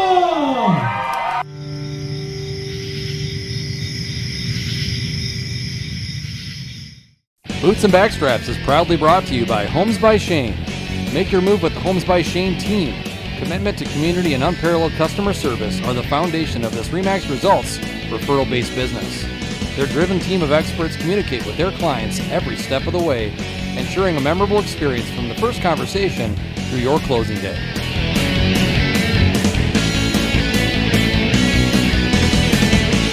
Go to homesbyshane.com. Let's get you home. Ladies and gentlemen, welcome back to Boots and Backstraps. And I am still in studio here with my co-host. And we just broke out of the conversation about WeFest, Tomcat. I'm still here. You are. Sorry. You had to have been there. You did have to be there. So we have a photo on the screen of one of the greatest guys I've known. I was there when he was born. Lane? I was there when both of them were born. Andrew Jordan and his son Lane, and that was the podcast we did at the Hoggs Breath. And it's such a cute picture. He just thought it was so cool. Did you send that to him? Yeah. He thought it was so cool that he could hear our voices in his headset. And so he's got his hand up there. I mean, he looks like a professional. Just outstanding young man. Andrew and Megan Jordan. Andrew and Megan and Laney. Yep, beautiful couple. Named after Lane Frost. Yep. Thank you. Famous rodeo cowboy that died. Yep. Got stomped on at the finals? It's Cheyenne, wasn't it? Cheyenne? I think it was Cheyenne, wasn't it? Yeah, Cheyenne Lynn says days, Cheyenne, so yeah. we're going with that. Okay, boys, okay. Okay, boys, okay. Yeah, him and Tuff Hedeman, best friends. Yep. And then Tuff honored him at the finals the following year when he was, I think he was actually in the last round on his last bull. And rather than jumping off at the buzzer at the 8-second traditional buzzer goes off, you jump off at 8 seconds, you get your score. He stayed on. He rode that thing for an extra 8 or 10 seconds. Wow. In honor of Lane. Cool. It was very cool. The rodeo life is a cool life. It is. We're drinking rodeo whiskey tonight, TK. It's not a life for everybody. I've known several people in the rodeo business, but I certainly do admire those people and like their lifestyle. Yeah, it's a tough gig for for the guys that are doing the over the road rodeo stuff. Yeah. If you ride local circuit, it's a little easier because you're just riding your stuff within state or within the most intimate region. You get some of those guys that ride nationwide. That's a tough deal. Much too young to feel this damn old. Yeah, exactly. Great song. My favorite Garth Brooks song. So TK, we got to transition into your segment. This segment, yes. Yeah, so what we're going to do is, as we want to do, we've been switching a little bit back and forth between the country artists and letting you tell stories about the artists that are selected that week and sharing game recipes. And this week we're not in game recipe mode, we're in artist mode. Yeah, we started this a few weeks ago, but we started doing recipes, and I don't think we've done this more than twice. Yeah, we need to make sure that we're doing that with every episode. So Danny's our producer. She picks out, I've got a whole library of, you can see behind us, Johnny Cash and George Strait. Yeah, whoops, sorry. Some other artists. George on that side, and then Johnny, and then you got Willie right next to I've got Johnny boxes Cash. and boxes of these photos. That's Tim McGraw, I think, right there, right? Yep. Is that Conway Twitty? That is not. That is Glenn Campbell, man. Okay, I'm looking at it through the screen here. Right. Glenn Rhinestone Campbell. Cowboy. He was an amazing guy. Yes, he was. Just the nicest man. I mean, all their music was great, but, I kind of get a little more intimate with them. Not intimate, but, I know him a little bit, and just having conversation with him, he's just like, what a great guy. And I look at Tim McGraw, and what a great guy. Johnny Cash was just a great man. Who's next to Johnny Cash? It's Willie. Or not, sorry, Willie. Charlie Daniels. Charlie Daniels, another great man. No nonsense. Nope. But a great man. George Strait, as pleasant as the king of country music. Yeah, he's the king. And next to him, is that Brooks and Dunn? Yes. And two other great guys. Hold on now. Get into all the photos in the background. Let's get you into this one. So these are a surprise to me, and they want to hear my opinion about these guys. You got to face it that way so people can see who it is. I have to look and see what he wrote on there. I think it's something about hunting. Montgomery Gentry. I'll tell you a quick story about. It says, Tomcat, we will hunt some more. Eddie Gentry and T. Roy. This is a funny story. The Rowdy Cowboy Show, all the Minnesota Gopher hockey players used to come religiously every week to the Rowdy Cowboy Show on Monday night at the Hoggs. Well, I had a whole bunch of them up at the WeFest one year, and they'd won the national championship. So it was 2015 or 2016. And we had Montgomery Gentry was there. So we brought him on Eddie's bus, and Eddie started telling him stories, man. And Eddie, they shared the bus at that time. So it was Eddie and T. Roy's bus. They had little bottles of Jim Beam. They gave all the hockey players a little bottle of their own Jim Beam.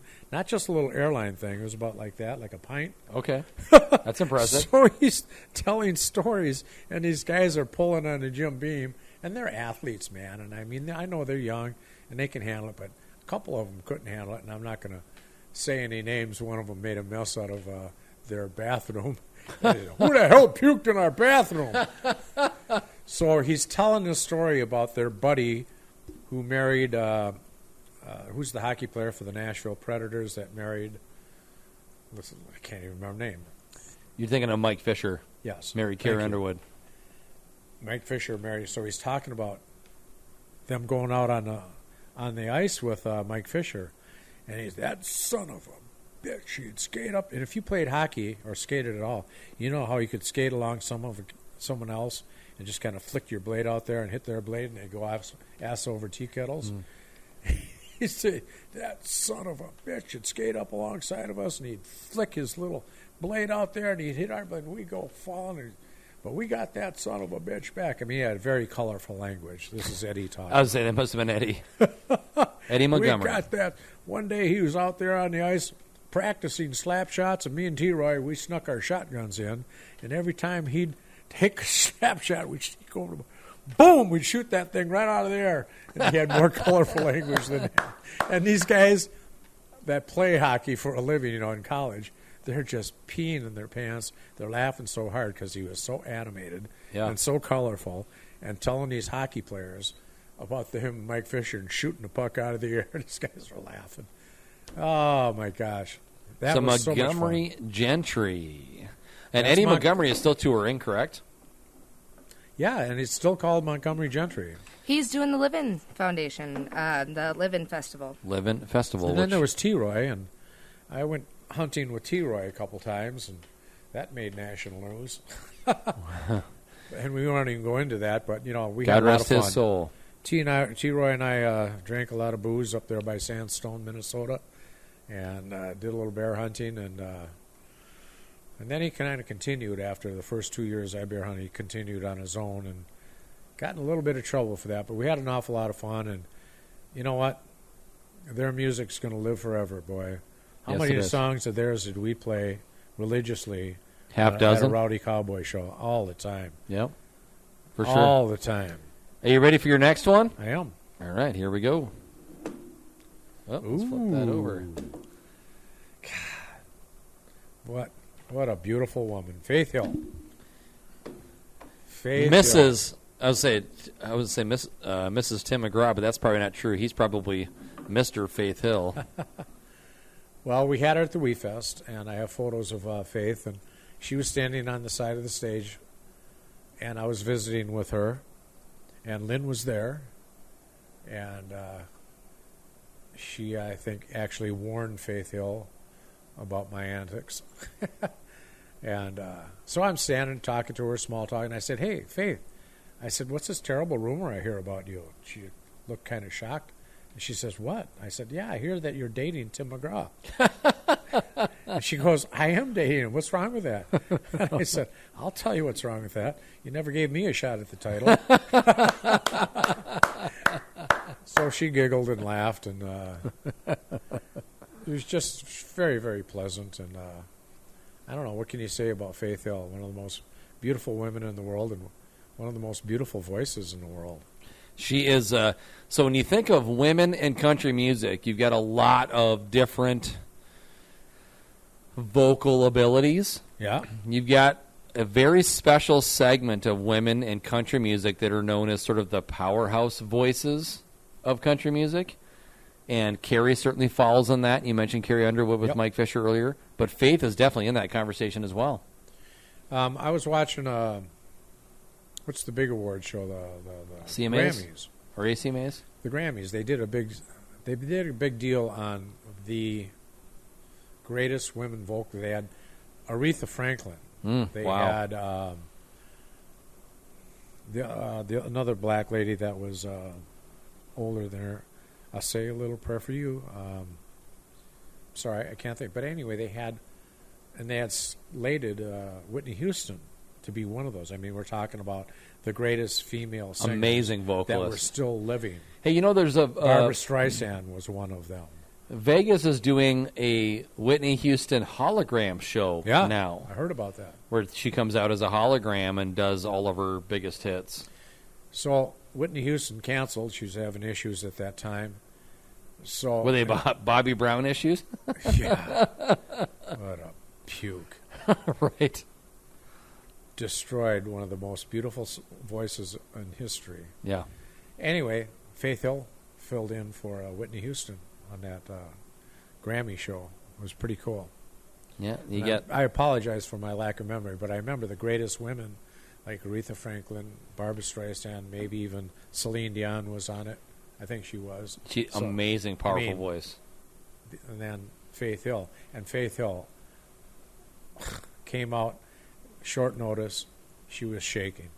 I mean, she's out there with all of her idols. Yeah. And she was so nervous, you could tell. Well, she had every bit the right to be out there with those voices. It was a great choice.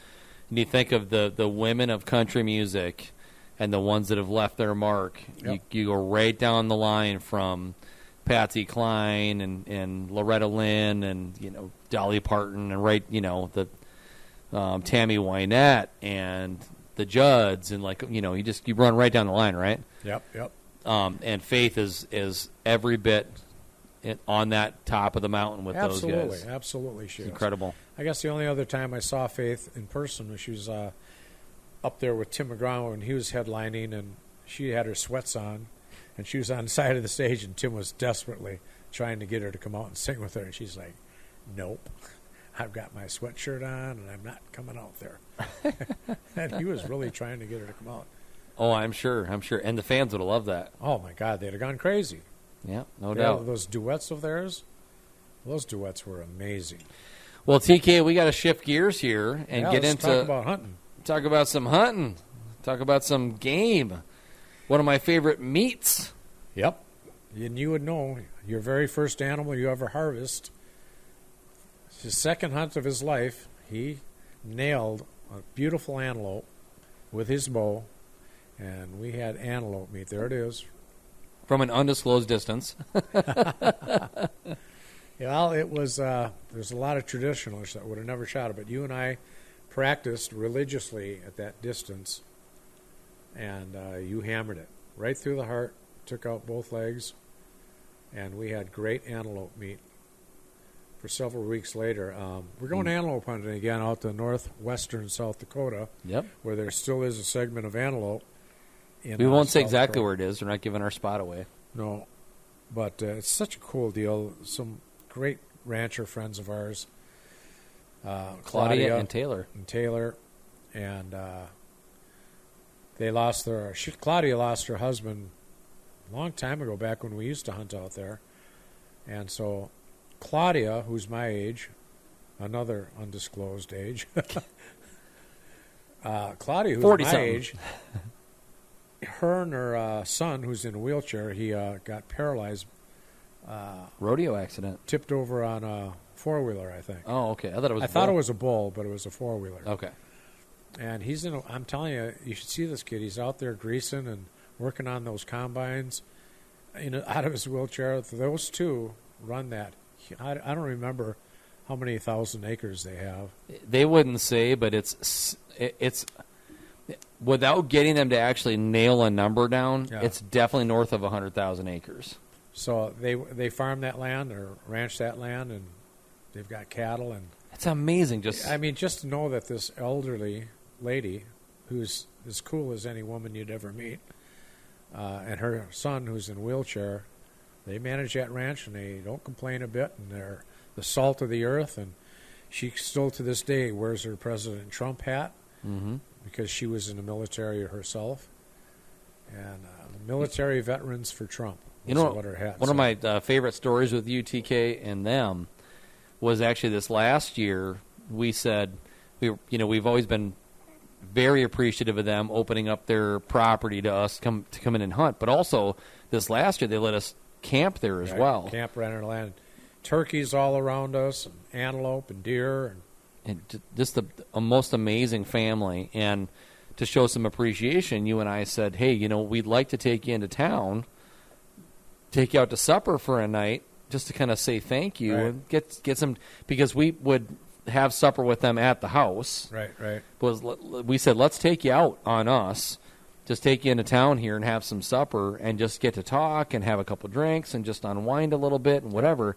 And she got all gussied up. Oh yeah. Do you remember that fancy necklace she had on? Yeah, I remember what they both were wearing. He got all dressed up and Got his fancy what hat was on. really cool was we're at this restaurant in the little town that they live closest to, and everybody in that restaurant came over to say hello to them. Yes. Because they all had just tremendous amount of respect for them. And Yes.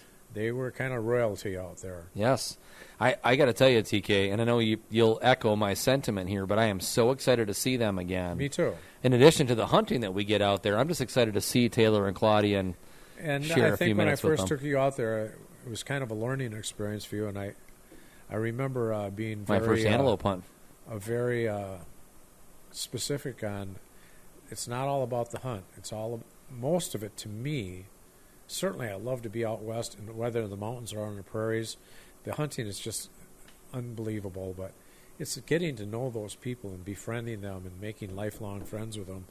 When we first got out there, if you remember, there was a jackass that was out there that come up to their house and told her, well, I'm going to camp over there on your property, and I'm going to hunt this, and I'm going to do that. And she looked at him and says, I'm sorry, you're not doing a damn thing on my property. You might want to just go ahead and leave right now. Because he was so, as a matter of fact, about it. Yeah. Didn't even ask or anything. No. And you and I said, well, they might not let us hunt here, but we're going to spend a couple hours here and visit.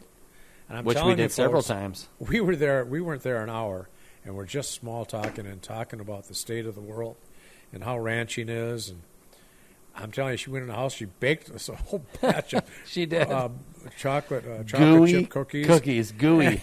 Yeah, we're eating those, and then the next thing you know, we were talking about dinner and this and that. And I said, well, we've been here 2 hours now, and I never really did get to ask you, do you mind if we go over there and kind of not even by the house and a place where I killed an antelope before? She said, you can hunt all of our property. It's like, it's not like you're doing that to be nice to them so that you can get permission to hunt. It's just so that if she would have said, no, I'm sorry, there's just a really a major reason why I'm not going to let you. Yeah.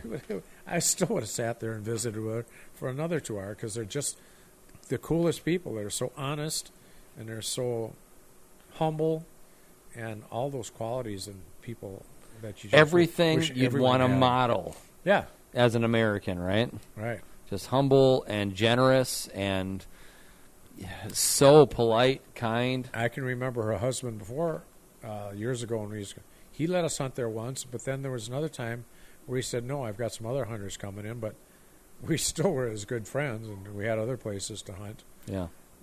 But I'm so looking forward to that trip, reconnecting with Tyler and Claudia. Taylor. I know I do that. Taylor and Claudia. We have to get a commitment right now from Lynn, though, before she runs out of studio because she's got her little dog over there. The little dog. When we go on this trip, are we going to get Lynn cookies? Oh. Because that's a big deal. That is a big deal. My wife makes the best oatmeal and raisin cookies anywhere on the planet. He's not exaggerating. These are And amazing cookies. Everyone that's ever hunted with me, the first thing they say to me, you're going to bring them cookies, aren't you? Yes. Oh, yeah. Yes. Then I'll go. Otherwise, I'm just staying. Yeah, home. right.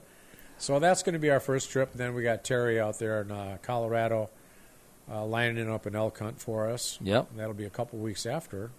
Yeah, September's going to be a busy month. Can I ask you guys some questions? Because I know nothing. Show enough. Okay, so if so since you have this relationship already, did you go out and like accidentally meet them, and do you just stop at a ranch and you're like, hey, do you want to be friends? Like how does that even, like, if someone didn't know somebody, do you have to just meet people and have friends, or? So I was just going to say before TK goes here, you have two options in the West. Right. You're either hunting public, which anybody could be out there and your chances are slim at best, or where TK is going to go here in a second, you have a relationship or you build a relationship with privately owned property. All through my life, Danny, I've knocked on doors and asked farmers or ranchers if we could hunt their property. And some of those farmers and ranchers are kind of lonesome. You know, like I said a little bit ago, we'd just sit down and visit with them, and we'd sit in their kitchen and we'd have a pop or a beer or whatever, and they would tell us stories. I remember one farmer in Iowa told us how he played semi-pro baseball, and he could have talked for hours because he just had nobody to talk to. His wife was dead, and he just never really had visitors. So it was, in some cases, it's such a big deal for the older generation just to have somebody to talk to. And they say, well, yeah, and then they'll tell you where to go. And then quite often, you know, they had relatives or family hunting there, and you couldn't hunt, and that was all right. And sometimes you still made friends with those people. But it's just amazing to me, the generosity, whether it be Iowa, South Dakota, North Dakota, anywhere, Wisconsin, where I've hunted, where the people are just very open and say yes. And if you're polite and, you know, if you just treat them with respect, and you don't necessarily have to be stupid about it or build them up just because you want to go hunting. You just treat them like a human being, and their kindness and generosity is typically unbelievable. I've got 2 counties in Iowa, I swear. I'm exaggerating a little bit, but I could probably hunt most of the private land in 2 counties in Iowa because we're gold sponsors at the Pheasants Forever banquets, and we got to know all the farmers and ranchers, and it's the same way out west. You know, there's just a lot of people, and, you know, they have big tracts of land. But as Shane came to find out, people from Minnesota were not that popular in North Dakota or South Dakota anteloping, because they would ride around in their trucks, spot one and jump out and shoot, or they want you to get on, you know, put some miles on your boots. They don't like it when you're just driving around on their property trying to find animals. Yeah. So that's a big thing with me, too. I don't enjoy just driving around. It's all right to drive around in glass and see what, but get your boots on the ground and pay your dues and get out there and hike. And it's amazing. It looks flat, but once you get into that country, it's spectacular countries with the draws and the relics that you find on the ground and all the animals. You wouldn't think there would be any mammal, but there's more mule deer and white-tailed deer and badgers and coyotes and you name it. It's turkeys. Never a dull moment. Turkeys. Yeah. It's cool, and it's I don't know if that's a dying art, because public hunting can be tough, but there's some guys that are strictly public hunters that they know how to do it, and you can have good success because there's a lot of public ground. And if you get into the Dakotas and hit public ground, like especially North Dakota for pheasants, you'd be amazed how many pheasants you're going to find on public ground. Can I get in a soapbox for a second? You bet. The public ground thing for me is very tough, because it seems like there's a real divide in the hunting community. And I'm going to sound like a real asshole for a second, but I'm just going to be real because I feel like our audience wants us to be real on this podcast. You've got those people like us that put time into the craft of practice your shooting, get your gear right, plan out the hunt. You know, when you're out in the field, like you said, you do a little bit of glassing, but it's boots on the ground, and you're moving around, and you're checking wind, and you're setting up blinds or stands or whatever. Like, you're doing it right, okay? Then you got those real assholes that, like you said, just pull up in their truck, see a pack of antelope or see a few deer or whatever, and they just get out and jump over the fence and go tromping through with the cigarette hanging out of their mouth, and it's like, I want to punch those people in the damn face because they ruin the hunt for everyone else. It's like they're so selfish. We had an interaction with that 2 years ago with a guy out there like that. Yeah, we were stalking an antelope, and it was a herd. A nice herd, and we had some good breaks, and we had good wind, and this truck pulls off. Now the antelope are a good 200 yards from the road, 300 yards. Yep. And this guy in plain view. We're working our way around the outside. Yeah, and we've got hills. It's quite often you don't have hills, and we're working in on them. We got the wind right, and this guy just comes right over the fence, and the whole herd busts. And like, what are you thinking? They can see for miles and miles. But let me back you up a little bit. Yeah. Those hunters are called slob hunters and unethical hunters, and they're not the rule. And they have nothing to do with please punch me in the face, hunters. Private land versus public land. They can be anywhere. Okay, and fair enough. The unethical hunters are unethical, like that guy was. I mean, I don't know if he's unethical or just dumb. Well, Danny, it took, just so you know, Danny, it took Tom and I the better part of an hour to work our way around this outside, traversing all this landscape and the hills and all that stuff, trying to work our way over to where we saw this herd to get the drop on them, essentially, doing it right. We're in a good situation. Yeah, we're working our way in, and then this asshole. I'm sorry, he's an asshole. Well, he might just been dumb. He pulls up on the roadway and he sees this herd off in the distance because you could see the herd from the roadway a few hundred yards. And that's like he didn't even get over the fence before the herd blew out of there. He pulls his truck right up to where he saw them from the fence line, and he just climbs over the fence and just starts walking right at him. I'm like, what in the world? He ruined your ninja. You were sneaking. It was literally a waste of Tom and I working our way across this whole thing for an hour to get into position to really do it right.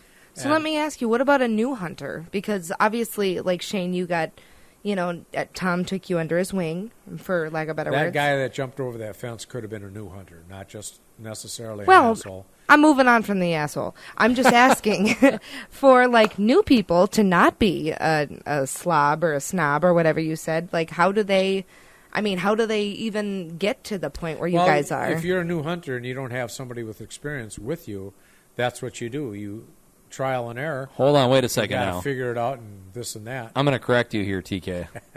I apologize, but I got to step on your wiener for a second because in today's day and age, in 2021, as this podcast is being filmed 2021, you have a plethora of digital options for how you learn how to hunt whatever it is you want to hunt, whether it's antelope or it's deer or it's bear or it's, you want to trap. Because we had a buddy of mine named Josh that's going to come in and talk about trapping one of these days. You have a plethora of digital options for gaining the knowledge that you would have in the yesteryear through a mentor. You can get that digitally to at least have some kind of basic understanding of how to hunt. That's certainly let alone true. Hunt those animals. That's certainly true. I guess I was reflecting on how I grew up when we didn't have that stuff. A lot of it was trial and error. Whether it was pheasant hunting, deer hunting, or whatever, there's mistakes that you made, but you didn't make them twice. When you think about not only the digital piece, but the equipment that they have now. Right. We just tell people about the decoy we just ordered. I just want to reiterate, there's a guy that writes for Outdoor News, Tony J. Peterson, who exclusively hunts on public. He's got, he's a well-known writer in Bowhunter Magazine and Outdoor News, and he exclusively hunts public property for the public property experience, and he's an amazing hunter. He doesn't always get trophies, but he has a great experience. And guys like Robin, who has some of his own land, but elk hunting, deer hunting in Iowa, exclusively hunts public land, and a lot of it you have no choice. You have to hunt public land. Like, unless you and I get real rich, we're not going to be hunting any private land for elk anytime soon. Mm-hmm. And so I just want the listeners to know that we're not berating public land. No. We're not berating people that hunt public land. No. It's an extreme challenge. I mean, especially when it comes to pheasant hunting in Minnesota or even Iowa. It can be great in the Dakotas, but it is what it is. And it's and put we the should time back up in even another before you step. hunt. We are so blessed to have millions and millions of public acres, whether it be in the mountains or out in the prairies or here in Minnesota and Wisconsin, that we can hunt because there's tons of hunters that can't get on. They don't know landowners or they can't afford to hunt on a private deal. So here in America, it's the only place where we have hundreds and thousands, millions of acres where people can hunt. So the public hunting is truly a blessing. It is. And yeah, you can run into bad situations. I've seen it elk hunting. I've seen it antelope hunting, mule deer hunting. You're working an animal, and all of a sudden you see someone else working that animal. And it's like, well, they have as much right to be here as we do. And if they get the shot first, so be it. Yep. It has created you don't begrudge a guy in that situation. Right. You know, it's for me it was the guy that I have affectionately started calling asshole. It's the lack of preparation and understanding of the hunt. Yeah. Because anyone that hunts antelope, as I have now learned through years of not only your mentorship but my own research, that, like you said, they can see forever. Those things. They're not from this planet. Danny, are you with me for a second here? I'm here. All right. So have you ever looked through a pair of binoculars? One time. Okay. So when you look through a pair of binoculars, you can see forever, right? Right. That's how an antelope sees with their naked eye. That's Yep. wild. So they can They've see. got like 4 power or 5 power. Yeah, they can Dang. see Or for 10 literally a power. mile or more than a mile. Oh, no, they could see like 6 miles. Yeah, so if you're that far away and you start walking toward them, they can see you like you're standing right next to them. Like, they get it.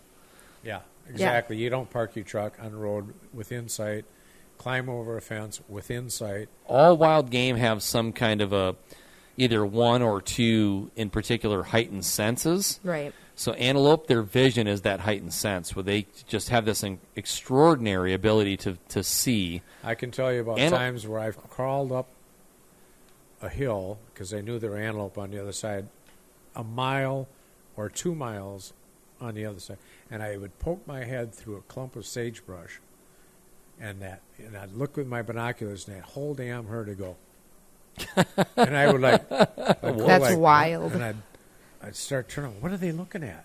And all of a sudden, Looking at after a you. few times of happening, they see me poking my head through a sagebrush, and I'm like, they're not from this planet. Yeah. Yeah, so it's like if you're going to hunt, when you identify the animal you're going to hunt, whether it's, as Tom Find has a way to mentioned, make a turkeys plan. or pheasant or some of the big game that we've mentioned, whether it's antelope or elk or moose or deer or bear or whatever it is, you have got to put the time in before the hunt into planning your hunt. So the first thing is, and maybe you just give me a camera over here, is to do you have one for? There we go. Which one's me? Okay, there we go. So you want I figure out which one's me. So to make sure you spend time, whether it's through mentorship, I just happen to be lucky enough to have Tom, who's got 1,000 years of hunting experience. If you don't have that at your disposal, then you get online and you start spending some time looking at areas that you're going to hunt in for the species that you're going to hunt. You pay particular attention to things like the weapon that you're going to use, whether it's bow or it's a rifle or it's crossbow or whatever it is. You pay particular attention to the most effective way to hunt that particular species, and that's where we're getting into what we're talking about right now, where an antelope has an extraordinary ability to see. And so you have to use the landscape at your disposal to get close enough to them to where you can effectively have an ethical shot, whether it's bow or it's some firearm. You have to spend time thinking about the gear that you bring out there for the hunt. Knee pads. Yep. Well, when you're hunting antelope, you spend a lot of time when you're on your knees and elbows. Cactus. The terrain that you're going to be on in the different, you're going to see more cactus in an area like South Dakota where we hunt than you might see in Colorado where we're going to be hunting elk. And so you have to take all that into account. So spend the time before the hunt researching all that stuff. Get all your ducks in a row so that when you get there, you not only do way less of like the offending the hunters out there that spend that time doing that research, but also give yourself the best chance of success. Set yourself up for success by spending more time, and all the successful hunters will tell you that. They spend way more time before the hunt doing prep than they do in the actual get on hunt. the phone. If you find a rancher or a landowner, get on the phone. If you don't, if you're hunting public land, call the DNR wherever you're going, and not call DNR in all states, the game manager in the area. And talk to a game warden. Yep. It's their job to help people out, not just give them tickets and stuff. I've talked to hundreds of game wardens. You talk to them before you get out there, and they can tell you what's going on with the herd, how the weather's been, if there's water holes, even elk. They'll tell you where they've seen elk spottings. And I shot my first, I think it was my first or second bull on a tip from a game warden in Idaho, and with the elk whisperer, Robin. We should say, though, if you're going to call a game warden, that you need to have some research done ahead of time. You don't want to just call them and say, hey, where are the elk? Because they're probably not going to be very helpful. They get how many hundreds of calls in the season? I wonder how many calls they get. A lot, probably. A lot, I'm sure. Yeah, so you want to make sure that you do a little legwork to say, here's the unit I'm hunting in. I'm thinking of going into this particular area of the unit. Here's what I'm hunting with. I'm hunting bow, or I'm hunting rifle, or muzzleloader, or whatever. And, where have you seen the migration? Is it coming this way? Is it coming that way? Have you seen much in the way of elk in that particular unit? Boy, not only can you get on the computer, my goodness, the Sportsman's Channel, all the Outdoor news? Outdoor news. I mean, all the television shows that you can watch on hunting. Right. Such variety. You're right, Shane. There's really no excuse anymore for anyone going in totally naive, because you can just watch so many shows and see anything on YouTube and just research it and get out there, and it'll change your life. I'm kind of really looking forward to this year because we just purchased a piece of property in Wisconsin. Yes.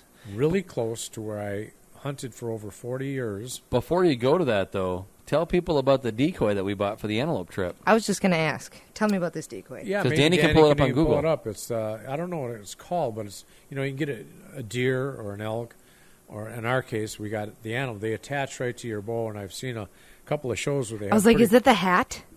No, we've got the hat. I think I closed it out on my phone here. If I would have had that hat last year, I'd have had myself a nice buck. You can pull up the hat, too, but it was the... Oh, I remember the hat. It was the bow... It's an attachment. It's kind of like a Montana blind or decoy. Montana decoy. I don't think it's Montana decoy, but it affixes to the bow, and it looks like an antelope standing there or a deer standing there looking at you. It's a bow-mounted antelope decoy on Google. A bow-mounted antelope decoy, and I know a lot of you that are listening probably are familiar with this. Is it like this? No, that's a Montana decoy. Okay. Go back to your Google and we'll cloth. point it out for you. Okay, hold on. And we use those. We have those. Yeah, Tommy got one of those. Yep. A buck. These are wild. Who got one of those? You have one. Yeah. We put it on the fence line when I shot my antelope. Well, that's right. Montana decoy. I'm trying to remember where that is. Yeah, so there's in one of the previous episodes we showed the hat. Yeah. Which is super cool. Okay, so what are we looking at? No, that's not it. Antelope. Oh, no. You got that all worded wrong. Okay. Help me. It's bow-mounted antelope decoy. Antelope decoy. There you go. Scroll down. Scrolling. There it is. This guy? Right there. That's it. Stop it. So it mounts to the front of your bow and you shoot through it. I think the best one to look at would be the 3 on the left. I think those would pop out. Oh, there it is. Ultimate Predator. That's actually the site we ordered from, TK. Yeah, so it mounts to your bow, and then you shoot through it. Oh, scram. So when you're walking out to the animal, all they see is... That's an elk. That is such a cool That's deal. a cow elk. Do you have an elk call? Oh, yeah. Yes. So you could elk call and be like, "Hello, baby," and they're like, "Oh, look at that." And they're Yeah. like, Call, that's savage. cow call, calf Whatever call, she said. bugles. Hello, baby. Hey, baby. We got to get one of those also for elk. That's funny. I'm going to be curious to see how quickly you can take that off of one bow and put it on another. Well, so they have 3 different attachment systems for that particular decoy, and the one that I picked was the what they call Quick Connect. Oh, okay. So it should come on and off pretty easy. I looked at there was 3 different options, and they showed the photos of the 3 different ones. If and I we weren't picked the so one with cheap, the we'd Adidas. just buy 2 of them. Yeah, right. We'll have to wait till we get some Yeah, sponsorship. well, that's right, exactly. So that's the thing is that, and we've talked about this in other episodes, TK, is that when you get in the hunting game, get in the hunting business, gear is expensive. And decoys and are I'm no fortunate. exception. I have gear that has lasted me for years, Yeah. and it has gotten very expensive. And I want to thank Master Sergeant Scott, I can't remember his last name, at the WeFest. He gave me a brand new pair of military camouflage pants. Yeah. And I'm like, one year I got a pair of pants from the Marine Corps up there, and I still wear those to this. I've worn them so paper thin, but he gave me a brand new pair, and they're the best camouflage. And they actually are, I don't know how to phrase this, ingrained with paraffin. You know, the insect repellent. I think it's called paraffin. It's for it deters ticks and mosquitoes and stuff. I remember we ran into him. He was Army, Right. and we ran into him in the office Right. as we were getting ready to get our credentials and stuff when we first got there. So that kind of made my whole weekend there. TK said, that "I pair need of some pants. I need pants." Come on now. Anyway, sorry if I sound cheap, but I don't know. That's I kinda, not cheap, no. I kind of struggle with Appreciation for paying more than $100 for a pair of long johns. I don't know. Danny, can you find that antelope decoy hat that we were talking about before? Because I think maybe the audience would like to see that too. Yeah. That was a super cool deal. There it is. You know, some of these hardcore antelope hunters might be laughing. Click that third row down, fourth photo from the left, second photo from the right, third row down. Third row down. That one, yeah. Isn't that cool? I mean, That's quite funny. often when you're archery hunting, It works. You've got to rise, and you're looking for the tips. Like when you were watching me stalk that one antelope, Yeah. big nice buck, and I could see his horns. And if I could see his horns, then I knew he could see the top of my hat. So he kept looking for my hat. I could see his horns going like this, looking down at that blind where we were at, and then looking up at me. If I would have had that hat on, he would have seen another antelope. And I'd have been, it's just inches, just inches. Just seen over the... 'cause I got pulled back, but he could see the top of my bow, and then he started bolting. It was a beautiful buck. And I led him, and I don't know where my arrow went. Maybe you might think that was not a good idea, but antelope do go down pretty easy. And, when you go out there and you only get one shot, I'm going to take it. Yeah. And I practice. I practice at moving targets. And you've got the tightest group of anybody I've ever shot with, TK. Thank you. You are right on the money. I know guys that are a lot tighter than I am. Now you're 12-ring out to probably 50 yards, and that's a credit to the amount of practice that you put in. And so nobody should ever be questioning your shot. All right, I got another Okay. question. One more question. Fire away. How many people in your hunting group? So, is it just the two of you? 700. 7,000 million. No, for real. How many people can you have? Is there... Oh, wait. How many people are actually in our group, or how many want to be in our group? Actually Well, allowed. When we used to go out there, there was like 4 of us, and we'd separate 2 and 2. One guy decoy, one guy would shoot. With Shane and I, it's just us 2. And for antelope hunting, I think if you get more, unless you got lots of country, then more the merrier of guys. But I think 4 or 6 is a pretty. I wouldn't go more than 4. I don't think. I never have. But like Robin, when we go out to Idaho elk hunting or Colorado bow hunting, Robin's like me. The more the merrier, and whoever gets a elk, then we've all got meat, and it's a fun group to be with. And Oh, you split your meat? Yes, that's Oh, yeah. a rule within. Not all groups do that.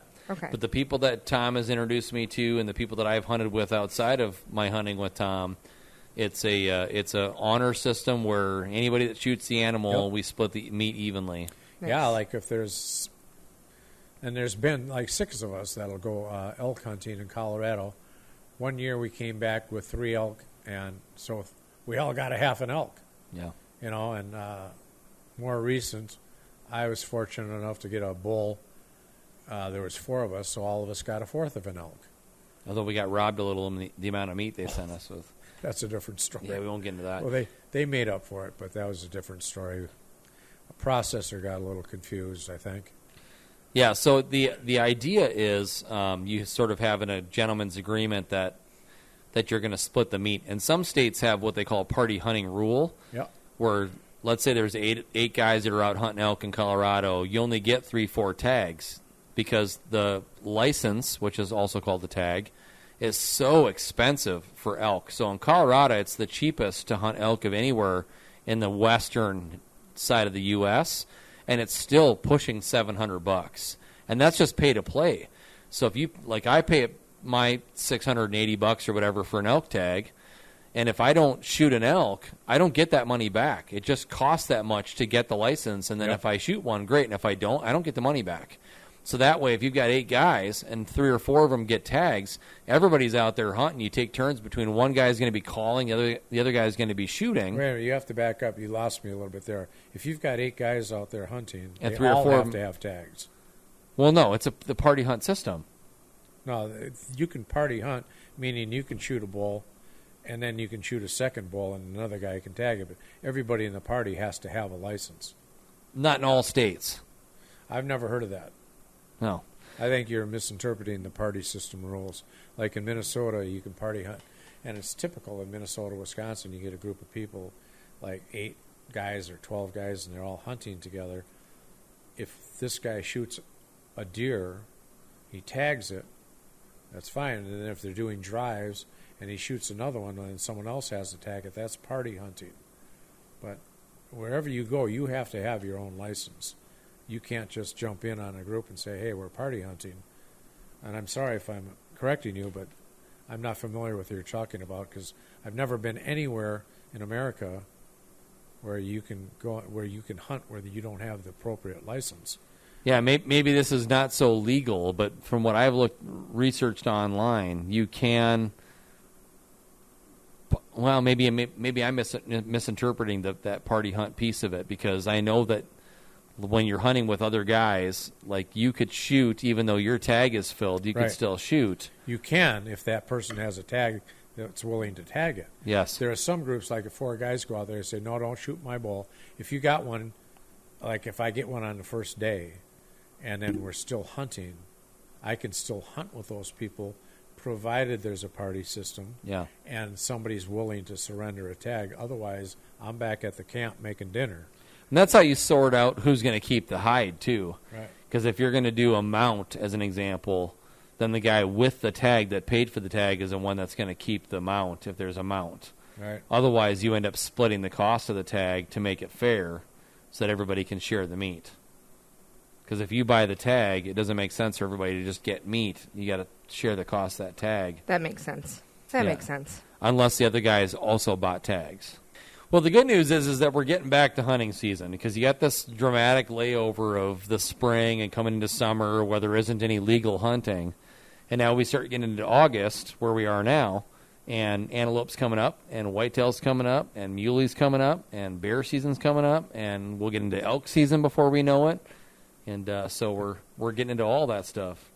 Well, there are some hunting seasons open, but not very popular ones. There's always a hunting season somewhere going on, like spring, like fishing, spring turkey hunting, and going down to Texas. A lot of guys head down to Texas, and especially in late winter when everything kind of closes, head down to Texas when the weather's still nice and shoot pigs or exotics. What kind of hunting is there in June and July? Well, there's always I don't know what the dates are on crows, but there's always a bird or something, or even coyotes or vermin, or what am I trying to say? long-range shooting, like for groundhogs out west. And, Sure. There's always something, and maybe they're not the popular ones, but there's always something going on where you can shoot your bow. Yeah. You can go down to Texas or Florida or somewhere and Yep. shoot pigs or exotics. There's always something going on all throughout the year. All right. Well, we hope that you've enjoyed our hunting element of this week's podcast. I know TK and I have talked quite a bit about a variety of different hunting stuff with this week's episode. Yeah. And obviously the first part of our episode, the first half or 2/3 of the episode, talking about WeFest and talking about the Rowdy Cowboy Show reunion party. And pretty excited about all of that. I'm just kind of looking at the board over there. We got a guy named Bruce Sedella, and if you're in the hunting industry, you know who he is. He's like the nation's #1 rep for hunting and fishing product. Not fishing, hunting products. We got Willie, Wild Willie from Full Draw. Full Draw Archery, who's quite a personality. And I've got Tom Glines coming up. He was the regional director for the Midwest Turkey Federation, and now he's promoted, so I don't know what his title is anymore.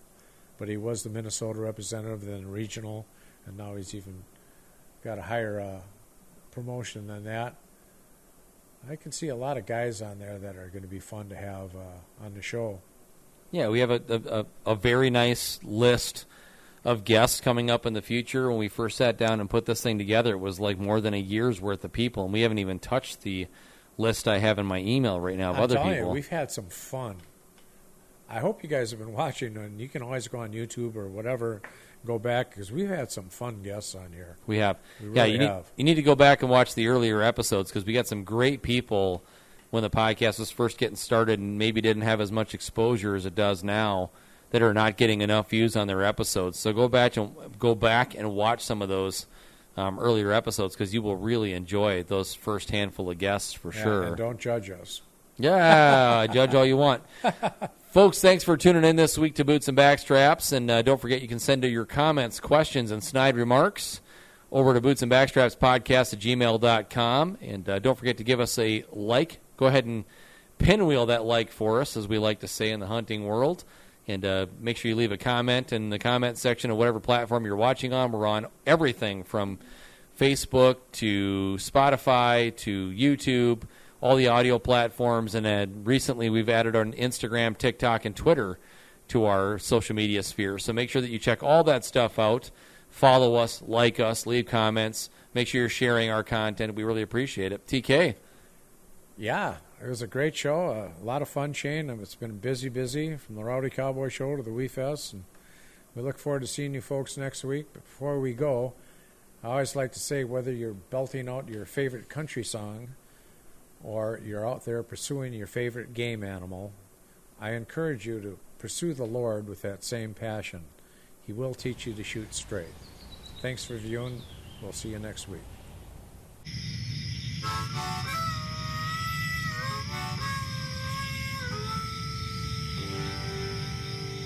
Hunt is on, looking for backstraps, way deep in the woods, tracking in a swamp to a hay field under the harvest moon.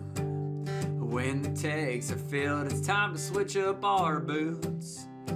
Head down to the honky tonk, get us a swing dance or two. We're talking about boots and backstraps.